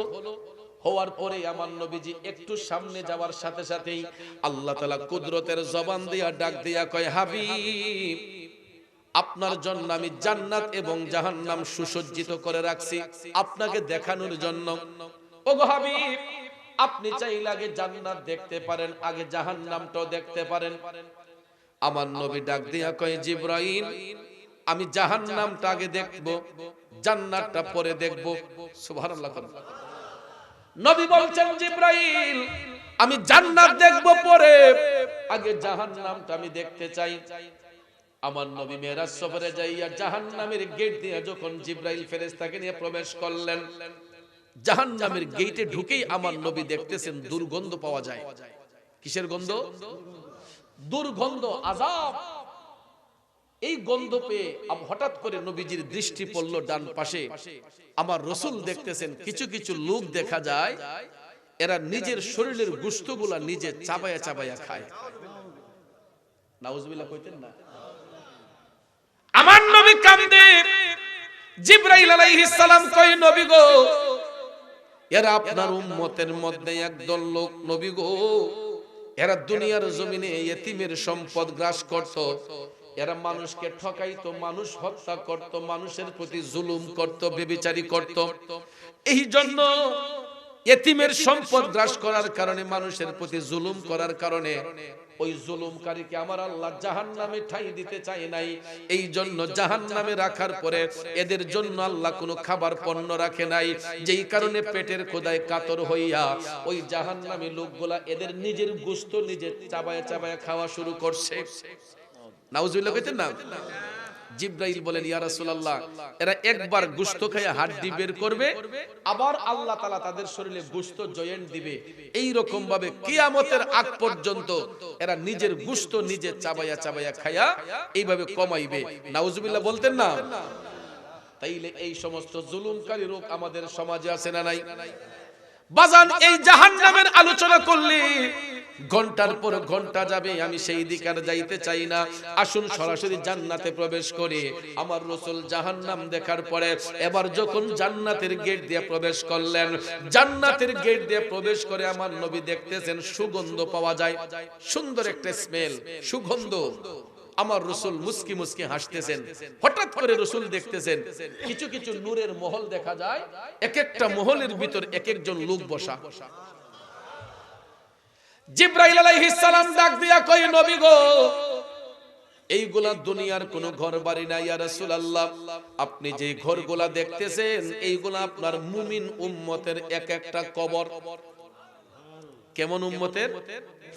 মুমিন উম্মতের এক একটা কবর। নবী গো, আপনার উম্মতের মধ্যে যারা মুমিন, যারা মুত্তাকি, যারা পরহেজগার ছিল, এদেরকে দুনিয়াবাসীরা যদিও 3.5 হাত কবরস্থ করেছে, কবরে আসার সাথে সাথে আল্লাহ রহমতের ফেরেশতা দিয়া এদের কবরকে 70 গজ প্রসারিত করে নূরের মহল বানায় দিয়েছে। তাইলে মুমিন হইলে লাভ না লস? মুমিন ব্যক্তিদের সম্মান দুনিয়াতে যেমন আছে, আখিরাতেও আছে। জাহান্নামী ব্যক্তি যারা দুনিয়াতে যেমন এরা অপমানী হয়, কবরের মধ্যে এরা অপমানী। কথা কোন ঠিক কিনা? এই কারণে ভাইয়ার আমার, আল্লাহর ওলি যারা হন, বুজুর্গ ব্যক্তি যারা হন, এরা দেখবেন তাহাজ্জুদের নামাজ পড়েন, এরা দেখবেন ওয়াক্তের নামাজ পড়েন, এরা আল্লাহর জিকির করেন, এরা নবীর দুরূদ শরীফ পড়েন, এরা দেখবেন নেক আমলে নিজেকে সব সময় দাবিত রাখেন। ঠিক কি না কোন? তাহলে আপনারা বলুন, নামাজ পড়া দরকার না সারা দরকার? আমি চ্যালেঞ্জ করে বলতে পারি, আজকেও আমার মাহফিলে যারা শ্রোতা হয়ে আসছেন, আমি সব মাহফিলেই বলি, এখনো বলছি, আপনারা এখানে অর্ধেকেরও বেশি মানুষ আছেন আজকে এশারের নামাজ পড়েন নাই। রাগ করছেন? এখানে অনেক মানুষ আছেন আপনাদের মাগরিব কাজা হয়েছে, আসর কাজা হয়েছে, জোহর কাজা হয়েছে, ফজর তো নাই। ঠিক না বেঠিক? রাগ করছেন? গুসা করছেন? তাহলে নামাজ কি বছরে একদিন পড়বো না প্রতিদিন পড়বো? আমার নবী মেরাজ সফরে যাইয়া সেখানে উম্মতের গুনার বোঝা হালকা করার জন্য একটু আগে বক্তা বলে গিয়েছেন, নামাজ আর রোজা নিয়ে আসছেন। কথা কোন ঠিক না? তাইলে হাসরের ময়দানে আল্লাহ পাক রব্বুল আলামিন সবার আগে বান্দার কাছ থেকে নামাজের হিসাব নেবেন। এই হিসাবটা সবার আগে বান্দার কাছ থেকে নেওয়া হবে। যদি কেউ বেনামাজি হয়, বেআমলি হয়, হাসরের মাঠে এই জবাব আল্লাহকে দিতে হবে। আমার রাসূল বলেছেন, হে উম্মতের দলেরা, তোমাদের মাথার কাঁচা চুলগুলা যখন সাদা হইতে শুরু করে, তোমরা ধারণা কইরো তোমাদের মরণের সিগন্যাল চলে এসেছে। মাথার কাঁচা চুলগুলা যখন আস্তে আস্তে সাদা হওয়া শুরু করে, আমার রাসূল বলেন, উম্মত তুমি ধারণা করবা যে তোমার মরণের ঘন্টা বাজতেছে। দুঃখ লাগে ওই জায়গায়, প্রায় জায়গার মধ্যে নামাজের টাইমে যখন মসজিদের পাশ দিয়া যায়, মসজিদে মুসল্লি নাই, কিন্তু চায়ের দোকানে গেলে দেখা যায় সাদা দাড়িওয়ালা মুরব্বি বাবাদের অভাব নাই। মসজিদে জামাতের সহিত নামাজ চলতেছে, মসজিদে এই তিনটা ছেলে খুব ডিস্টার্ব করতেছে।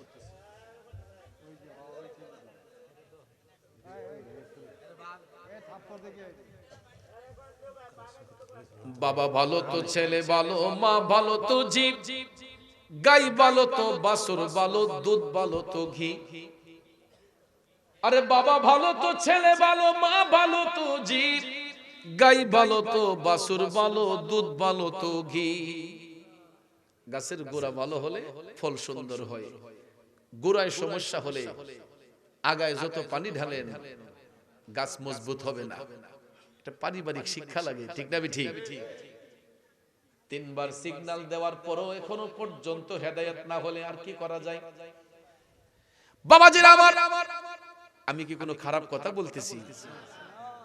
কিচ্ছা কাহিনী বললে তো সারা রাতই বলতে পারি, বাস্তবমুখী কথাগুলো দরকার আছে না? কোন এক সময় যখন মসজিদটা টিনের বেড়া ছিল, বাঁশের বেড়া ছিল, তখন আমাদের ঈমান পাক্কা ছিল। এখন মসজিদ পাক্কা হয়েছে, আমাদের ঈমান দুর্বল হয়েছে।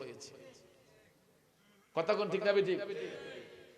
আগে যখন বাঁশের বেড়া ছিল মসজিদে, টিনের বেড়া ছিল, তখন মানুষের আল্লাহর প্রতি ভয় ছিল, নামাজের প্রতি প্রেম ছিল, দরদ ছিল। এখন মসজিদ পাক্কা হয়েছে, আমাদের দিল পাথর হয়ে গেছে। কথা কোন ঠিক না ঠিক? এ নবীর প্রেমিকের, আমি যেটা বলছিলাম, প্রায় জায়গার মধ্যে গেলে দেখা যায় নামাজের সময় সাদা দাড়িওয়ালা চাচারা চায়ের দোকানে বইসা বিড়ি টানতেছে, সিনেমা দেখতেছে। আসেনি মিয়া? কিছু কিছু চাচারা ফুলাফানের শরমের ডরে মসজিদে গিয়ে নামাজ পড়ে। ফুলাফানের শরম যে, আব্বা তুমি যে শাস্ত্র লবিয়ে সিনেমা দেখো, আমার তো শরম হয়। ফুতে যখন কে বাপরি কথা কয়ে দিছে, কয় সেরেলি সেরি, ফুলা শরম দিছে, ওর নামাজ পড়ে নামাজ। এরপরে দেখবেন নামাজ যদিও পড়ে, এটা ফুলাফানের ডরে পড়ে, আল্লাহর ডরে না। আসেনি এমন নামাজি? নামাজ পড়া চার দোকানে বইসা দেখবেন গিবত করে, ফাইসালি করে, কোন হুজুরে পাঞ্জাবি লম্বা, কোনটা বাইটা। আছে না নাই? আছে না নাই? বাবাজিরা আমার, বন্ধুরা আমার, আমার নবী বলেছেন, আল গীবাতু আশাদ্দু মিনাজ জিনা। গীবত করা হয়েছে জিনার চেয়েও খারাপ কাজ রে বাজান। এই জন্য না যাই না না সই না কোনো মানুষ সম্পর্কে গীবত করতে নাই। এই জন্য বাজান নিজেকে শুদ্ধ করতে হলে নামাজের মতো নামাজ পড়তে হবে, ঠিক না বেঠিক? নিজেকে শুদ্ধ করতে হলে নামাজের মতো নামাজ পড়তে হবে, যেই নামাজ পড়েছেন সাহাবায়ে কেরাম, তাবেঈন, তাবেঈন, ইমাম মুজতাহিদিন, ওলি আব্দাল গাউস কুতুব, এখন পর্যন্ত যত নেককার আত্মা হচ্ছেন, আমরা তাদেরকে অনুসরণ করা দরকার আছে নি? ডাক্তারের কাছে রোগী যায় কিসের জন্য? চিকিৎসার জন্য, ভালো রাস্তা পাওয়ার জন্য, রোগ নিরাময়ের জন্য। ঠিক তদ্রূপ ভাবে আল্লাহ পাওয়ার জন্য আধ্যাত্মিক ডাক্তারের কাছে যাবেন। আধ্যাত্মিক ডাক্তার হলেন পীর মাশায়েখ, বুজুর্গানে কেরাম, কথা কোন ঠিক না বেঠিক? ডাক্তারের কাছে রোগ নিরাময়ের জন্য যাইতে পারি, সেখানে গিয়ে টাকা খরচ করতে পারি। আর হক্কানি আলেম ওলামার কাছে আসলে, পীর মাশায়েখদের কাছে আসলে, এখানের মাঝে খালি বাধা, ঠিক না বেঠিক? এখানে বিদাতের ফতোয়া, শিরিকের ফতোয়া। আর ডাক্তারের কাছে গেলে শিরিকও নাই, বেদাতও নাই, খালি টাকা আর টাকা, কথা কোন ঠিক না বেঠিক? ডাক্তার সাহেবের বাবার ক্ষমতা আছে রোগী ভালো করার, করবেন কে? জোরে কোন কে? এরপর আমরা ডাক্তার সাহেবের শরণাপন্ন হই। ডাক্তার সাহেব ওনারা হচ্ছেন উসিলার মাধ্যম, কথা কোন ঠিক না বেঠিক? ক্যান্সার রোগীর চিকিৎসা করলে ডাক্তার সাহেব কয় সবকিছু উপর আল্লাহর ইচ্ছা, আল্লাহর ইচ্ছা, চেষ্টা করতেছি। কোন ডাক্তার সাহেবও কিন্তু গ্যারান্টি দেয় না যে আমি রোগী ভালো করতে পারবো 100%। কইনি যে আল্লাহরে ডাকেন, দেখি চেষ্টা করতেছি। কিন্তু ভাইয়ার আমার, বন্ধুরা আমার, আল্লাহর ওলিদের কাছে গেলে আল্লাহর ওলিরা নজর যদি কারো উপর পড়ে, ক্যান্সার রোগ কেন আরো কঠিন রোগ হলে আল্লাহ চাইলে সুস্থ করে দিতে পারে, কথা বলেন ঠিক কিনা? তো এই ক্ষেত্রে আমাদের নেক আমল প্রয়োজন। আপনি শার্ট পরেছেন, আপনি আল্লাহর ওলি হতে পারবেন। আপনি গেঞ্জি পরেছেন, আপনি আল্লাহর ওলি হতে পারবেন, যদি আপনার আত্মাটা শুদ্ধ হয়, যদি আপনার কালব নূরান্বিত হয়। লেবাস দেয়া কি হবে? লেবাস পরেও তো কতজনে বোমাবাজি করতেছে, সান্দাবাজি করতেছে, কথা কোন ঠিক না বেঠিক? আসকন জুব্বা টুপি কুর্তা লাগাইয়া সাদাবাজি আছে না? আবার দেখবেন শরীরে কাপড় নাই, রাস্তার পাগল। এই পাগলটাও আমার মৌলার সাথে প্রেম করে আল্লাহর বন্ধু হয়ে গেছে। এই জন্য কোনো মানুষকে নিয়ে নিন্দা করতে নাই, পরনিন্দা করতে নাই, নেক আমলের মধ্যে দাবিত হন। আর আজকের এই মাহফিল আমার আপনার জন্য উত্তম শিক্ষা। এটা কবরস্থানের পাশে মাহফিল, কথা কোন ঠিক কিনা? এখানে হয়তো আমার মতো বাবা হারা এতিম আছেন, এখানে হয়তো আমার মতো মা হারা এতিম আছেন। আমি জানি না রে কতগুলা বাবা হারা এতিম জানি জান্নাতের বাগানে বসছেন। একটু দেখি তো বাজান, কার কার বাবা দুনিয়াতে নাই, হাতটা তুলেন তো। বাবা নাই কার কার, হাতটা একটু উঠান তো। আল্লাহ হাতটা নামাইয়া দেন। আমার মতো অনেক বাবা হারা এতিম আছেন। আমি জানি না আপনারা কয় বছর কয় দিন ধরে বাবা হারাইছেন। আমি কিন্তু 27টা বছরের উপরে বাবার মুখ দেখি না। আমি এমন একটা হতভাগ্য সন্তান, আমার মৃত্যুর আগের দিন পর্যন্ত একটা আফসোস থাকবে, আমি এমন বয়সে আমার বাবারে হারাইছি। আমি আমার বাবার জানাজার নামাজটা পড়াইতে পারি না। আমার তখন যোগ্যতা ছিল না জানাজার নামাজ পড়াইবার মতো, তখন ছোট ছিলাম। এই জন্য শরীরের মধ্যে কাঁপুনি আসতো, জানাজা পড়াইবার মতো যোগ্যতা ছিল না। কিন্তু বর্তমানে কত শত মানুষ মারা গেলে আমার জন্য লাশ নিয়ে ঘন্টার পর ঘন্টা অপেক্ষা করে। আজকে আমি যখন উজানিশার জানাজা দিতে গেলাম, আমার জন্য সমস্ত মুসল্লিরা জানাজার মাঠে অপেক্ষায়। যাইতে আমার 10 মিনিট দেরি হয়ে গেছে। মুসল্লিরা বলতেছে, ওসিয়তকারীরা বলতেছে, পিসা হুজুর না আসা পর্যন্ত জানাজা হবে না।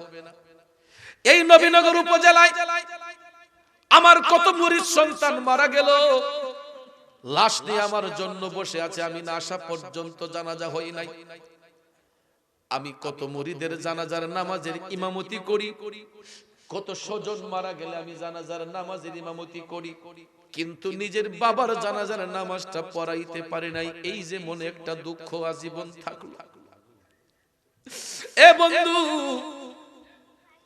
মা দুঃখী নিয়ে কোনো বেঁচে আছেন, শরীরটাও সুস্থ, কিন্তু আমার জন্য একটা রাতও ঘুমাই না।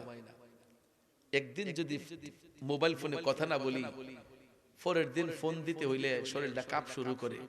আম্মা না জানি চিত্তে জায়গা হন, প্রতিদিন ফোন দিতে হয়, প্রতিদিন টেলিফোন দিতে হয়। যতক্ষণ আমি মাহফিল শেষ করে বাড়িতে না যাই ততক্ষণ পর্যন্ত আমার মায়ের চোখে ঘুম নাই। প্রতি রাত্রে 1টা, 1:30টা, 2টার সময় মোবাইল ফোনের রিংটোন শব্দ হয়। কে টেলিফোন দিল? তাকে দেখি আম্মা। সালাম দিয়ে কই আম্মা ঘুমাইছেন না?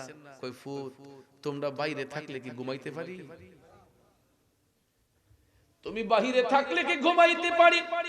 এই যে শীতের রাত, প্রতিদিন বক্তব্য একটাই পুত্রে, ড্রাইভারকে বলল গাড়িটা আস্তে চালাইতে। রাস্তার মধ্যে ঘন কুয়াশা, রাস্তাটা দেইকা চইল। মাহফিল কমিটিরে বইল তোমার নিরাপদ জায়গা পর্যন্ত আগাইয়া দিতে। এই যে মায়ের সাজেশন, প্রতিটা দিন আমার জন্য একই বক্তব্য, শীতের কাপড়টা শরীরে রাখো, গলাটা বাইন্দা রাখো, কানটারে বন্ধ রাখো, পায়ের মধ্যে মোজা রাখো। শুধু আমার মা নয়, সমাজের প্রত্যেকটা সন্তানের মা, তার সন্তান যদি মায়ের চোখের আড়ালে থাকে গো, একটা মাও ঠিক মতো খায় না, একটা মাও ঠিক মতো ঘুমায় না। এই জন্য কবি বলছেন বাবাকে তোমরা জানিও কাবা, মদিনা জানিও মাকে, বাঁচিয়া যদি গো থাকে। হো তোমরা করিও ভাই বন্ধুগণ মাতা পিতার খেদমত, করিও নবীর উম্মত, করিও নবীর উম্মত। পায়ে হাত ধরে বলবো যুবক, যার ঘরে বাবা নাই সে জানে বাবার কি প্রয়োজন, যার ঘরে মা নাই সে জানে মার কি বেদন। যারা মা হারাইছেন আপনারা আর তো মা খুঁজে পাবেন না, বাবা যারা হারাইছেন আর বাবা খুঁজে পাবেন না। তবে একটা কথা মনে রাখো যুবক, পৃথিবীর সব শূন্য স্থান পূরণ করা যায়, 2টা শূন্য স্থান কোনোদিন পূরণ করা সম্ভব হয় না। যদি ঘরে মা না থাকে, বাবা না থাকে, পৃথিবীর অন্য কোনো নারী পরিশ্রে বসাইলে নিজের বাবার মতোকে স্বাদ পাওয়া যায়, মায়ের মতো স্বাদ পাওয়া যায়। এই জন্য পায়ে হাত ধরে বলবো, যাদের ঘরে মা আছে বাবা আছে, কোনোদিন মা বাবার সঙ্গে চোখ রাঙ্গায়া কথা বলা যাবে না, কোনোদিন বাবার সাথে বেয়াদবি করা যাবে না। আর যদি ঘরে মা নাই বাবা নাই, তারা যদি অন্ধকার কবরে থাকে, একটু পরামর্শ দেব, আপনি চাকরি করেন, ব্যবসা করেন, যাই করেন, অন্তত সপ্তাহে একদিন, পারলে প্রতিদিন, না হলে সপ্তাহে একদিন, না হইলে মাসে একদিন হলেও গ্রামের বাড়িতে যাইয়া, এলাকায় থাকলে অন্তত প্রতিদিন একবার, না হয় সপ্তাহে একবার, না হয় মাসে একবার হলেও মা বাবার কবরের পারে আসে দাঁড়াইয়া একটু জিয়ারত করে হাত তুইলা চোখের পানি চাইরা আল্লাহরে বলবেন ওয়াকুর রাব্বির হামহুমা কামা রাব্বায়ানি সগীরা। আমার আল্লাহ কই, সন্তান যখন চোখের পানি চাইরা, এই আয়াতে পাকের উসিলা নিয়ে আমি আল্লাহর কাছে চাই, এই সন্তানের চোখের পানিটা জমিনে পড়ার আগেই আমি আল্লাহ তার মা বাবার রূহের উপর খুশি হইয়া যাই। তোমরা কোনদিনও মা বাবার মনেতে কষ্ট দিও না, ওরে পৃথিবীতে মায়ের মতো আপন কেউ হবে না, পৃথিবীতে বাবার মতো আপন কেউ হবে না। তোমরা কোনদিনও মা বাবার মনেতে কষ্ট দিও না। ঠিক কিনা কোন? অনেকের ঘরে মা আছে বাবা আছে, দেখা যায় ছেলেগুলা উপযুক্ত হইয়া কথায় কথায় বাবারে ধমক মারে, মারে ধমক মারে, আছে না? যুবক পায়ে হাত ধরে বলবো, আপনি একটাবার আপনার শৈশবের কথা চিন্তা করেন। যখন আপনি শিশু ছিলেন, আপনি এই মাঘ মাসে শীতে, পুষ মাসে শীতে মায়ের কোলে প্রস্রাব করেছেন, পায়খানা করেছেন। আপনার মা কিন্তু নাকে কোনো সুগন্ধি লাগাই নাই, রুমের ভিতরে এয়ার ফ্রেশনার ব্যবহার করে নাই, 2 হাত দিয়ে এই মা সন্তানের পেশাব পায়খানা পরিষ্কার করেছে। অন্য লোকের নাকে গন্ধ লেগেছে, কিন্তু মা যত দেমাকি হোক না কেন, ওই মায়ের পেট থেকে সন্তান বের হলে দেখবেন এই মা যত সুসিফাই রোগী হোক না কেন, সন্তানের পেশাব পায়খানা 2 হাত দিয়ে পরিষ্কার করে। ঠিক না বেঠিক? এই জন্য বাজান আমরা মায়ের কাছে চিরঋণী। মৃত্যুর আগের দিন পর্যন্ত মার গোলামি করলে পৃথিবীর কোন সন্তান মায়ের ঋণ শোধ করতে পারবে না। আমার নবী বলেছেন। এই জন্য আমি যুবকদের পায়ে ধরে বলবো, মা বাবার সাথে কোনোদিন চোখ রাঙিয়ে কথা বলবেন না, বেয়াদবি করবেন না। পৃথিবী একদিকে, মা বাবা একদিকে, ঠিক না বেঠিক? পৃথিবী একদিকে, মা বাবা একদিকে। এই জন্য চারটা জিনিস সবসময় খেয়াল রাখবেন। ইবাদত করব আল্লাহ, অন্তরে মহব্বত ধারণ করব নবীজির, খেদমত করব মা বাবার, সহবতে যাব ওলি আল্লাহ। মনে থাকবে? আল্লাহর ইবাদত, নবীজির মহব্বত, মাতা পিতার খেদমত, পীর মুর্শিদের সহবত, এই চারটা খাসিয়ত যেই ব্যক্তি ধারণ করে চলতে পারবে, ওই ব্যক্তির কোনো রাস্তায় কোনো ঘাটে আটকা পড়ে থাকবে না ইনশাআল্লাহ। ঠিক কিনা বলেন? মা বাবারে কষ্ট দিয়া ফিসাবরে নিয়ে লাউ কদু খাওয়াইবেন, কোনো ফায়দা হবে না। আমি আমার মুরিদান যদি কেউ হয়, আমি বলছি আমার 1 লাখ মুরিদান যদি সুইটাও যায়, আমার কোনো যায় আসে না যদি সে বিয়াদব হয়, মা বাবারে কষ্ট দেয়। ঠিক না বেঠিক? এই জন্য আমি বলেছি যে মা বাবার খেদমত আগে, এরপরে পীর মুর্শিদের সহবত। কথা কোন ঠিক না বেঠিক? কারণ আমরা মা বাবার কাছে চিরঋণী। আমরা কোনোদিন কোনো কিছু দিয়ে, কোনো কিছুর বিনিময়ে মা বাবার ঋণ শোধ করতে পারবো না। এই জন্য আজকে এখানে অনেক সন্তান বসেছেন, বাবা হারাইয়া, মা হারাইয়া, হয়তো আপনাদের কলিজাটা ছটফট করতেছে, আরে আজকে আব্বা নাই, আম্মা নাই। ওই মা বাবার রূহ কিন্তু আপনার দিকে চাইয়া রইছে। মাহফিল হওয়া কিন্তু আমরাই খুশি না, কবরবাসীর রূহ আরো বেশি খুশি। এরা অপেক্ষা করতেছে, আমরা তাদেরকে দেখি না, তাদের রূহ দিয়ে আমাদেরকে দেখতেছে। এরা অপেক্ষা করতেছে কখন তার সন্তানটা চোখের পানি ছাড়বো। তাদের জন্য দোয়া করব যে ওয়াকুর রাব্বির হামহুমা কামা রাব্বায়ানি সগীরা। এই কথাটার অপেক্ষা, আরে বুঝছি তো ভাই, হ্যাঁ, এই কথাটার অপেক্ষা কবরবাসীরা করতেছে। এই জন্য আপনারা কখনো দোয়ার মধ্যে বিঘ্নতা সৃষ্টি করবেন না, ঠিক আছে? মুনাজাত করার সময় চোখের পানি ছেড়ে দিয়া সব সময় মা বাবার আত্মার মাগফিরাত কামনা করবেন। সব সময় মা বাবার জন্য বিনয়ী হবেন। ভাইয়ার আমার, বন্ধুরা আমার, আমার আল্লাহ বিনয়ীতাটারে সবচেয়ে পছন্দ করে। সবচেয়ে পছন্দ করে আল্লাহ বান্দা যখন বিনয়ী হয়ে যায়, নত হইয়া যায়। আপনি দেখেন bus station, CNG station, rail station, যে কোনো স্টেশনে ফকির রাগিয়ে দেখবেন গাড়ির গ্লাসে স্যার দেন না, স্যার দেন না। আমরা কি করি? আবার স্যার দেন না, স্যার দেন না। বারবার করে আমাদেরকে 1 বার 2 বার 3 বার 4 বার ধমক দেই। এরপরে দেখবেন ফকিরটা যখন যায় না, তখন না পারলেও আমরা পকেট থেকে কিছু বের কইরা গ্লাসটা হালকা ফাঁক করে হলো, এই নাও কিছু দিয়া দেই। কথা কর। ঠিক তদ্রুপ ভাবে আমরা তো আল্লাহর কুদরতি আদালতের ভিখারি। বারবার যদি আল্লাহর কাছে চান, আল্লাহ কি বেজার হয়? বারবার করে আয় আল্লাহ আমার মনের মকসুদ পূর্ণ করেন, আল্লাহ আমার মা বাবার কবরে আযাব মাফ করেন, আল্লাহ আমার রুজি রোজগারে বরকত দেন। 1 বার 2 বার 3 বার 4 বার বারবার যখন আপনি করতে থাকবেন, আল্লাহ কবরে নাসুর বান্দা, এটা তো না দিলে যাইতো না। বারবার করে যখন চাইবেন, একবার আল্লাহ কবরে জাতরে দিয়ে দিলাম। এই জন্য আল্লাহর কাছে সব সময় আমরা চাইবো, চাইতে গিয়ে কখনো কৃপণতা করব না। আল্লাহ যেন আজকের মাহফিলকে কবুল করেন, আমার আপনার আশা বসাকে কবুল করেন।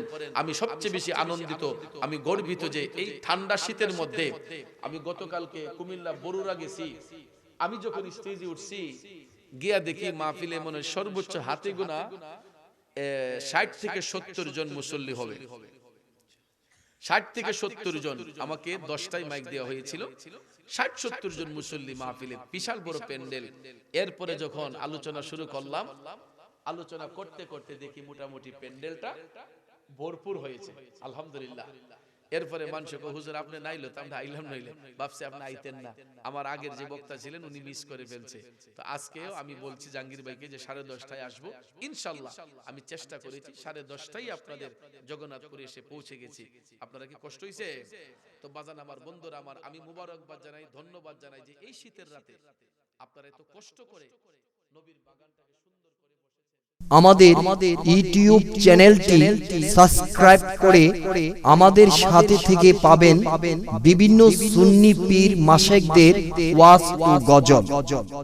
আমাদের ভিডিওটি ভালো লাগলে লাইক, কমেন্ট এবং ইসলামের ও সুন্নিয়তের প্রচারের স্বার্থে বেশি বেশি শেয়ার করুন। ধন্যবাদ। মোবাইল 017 62277888। এছাড়াও আমাদের এখানে ওয়াজ মাহফিল, বিয়ে, গায়ে হলুদ, সেমিনার, যে কোনো অনুষ্ঠানে স্টেজ সাজানো সহ যে কোনো অনুষ্ঠানের ভিডিও কাজ করা হয়।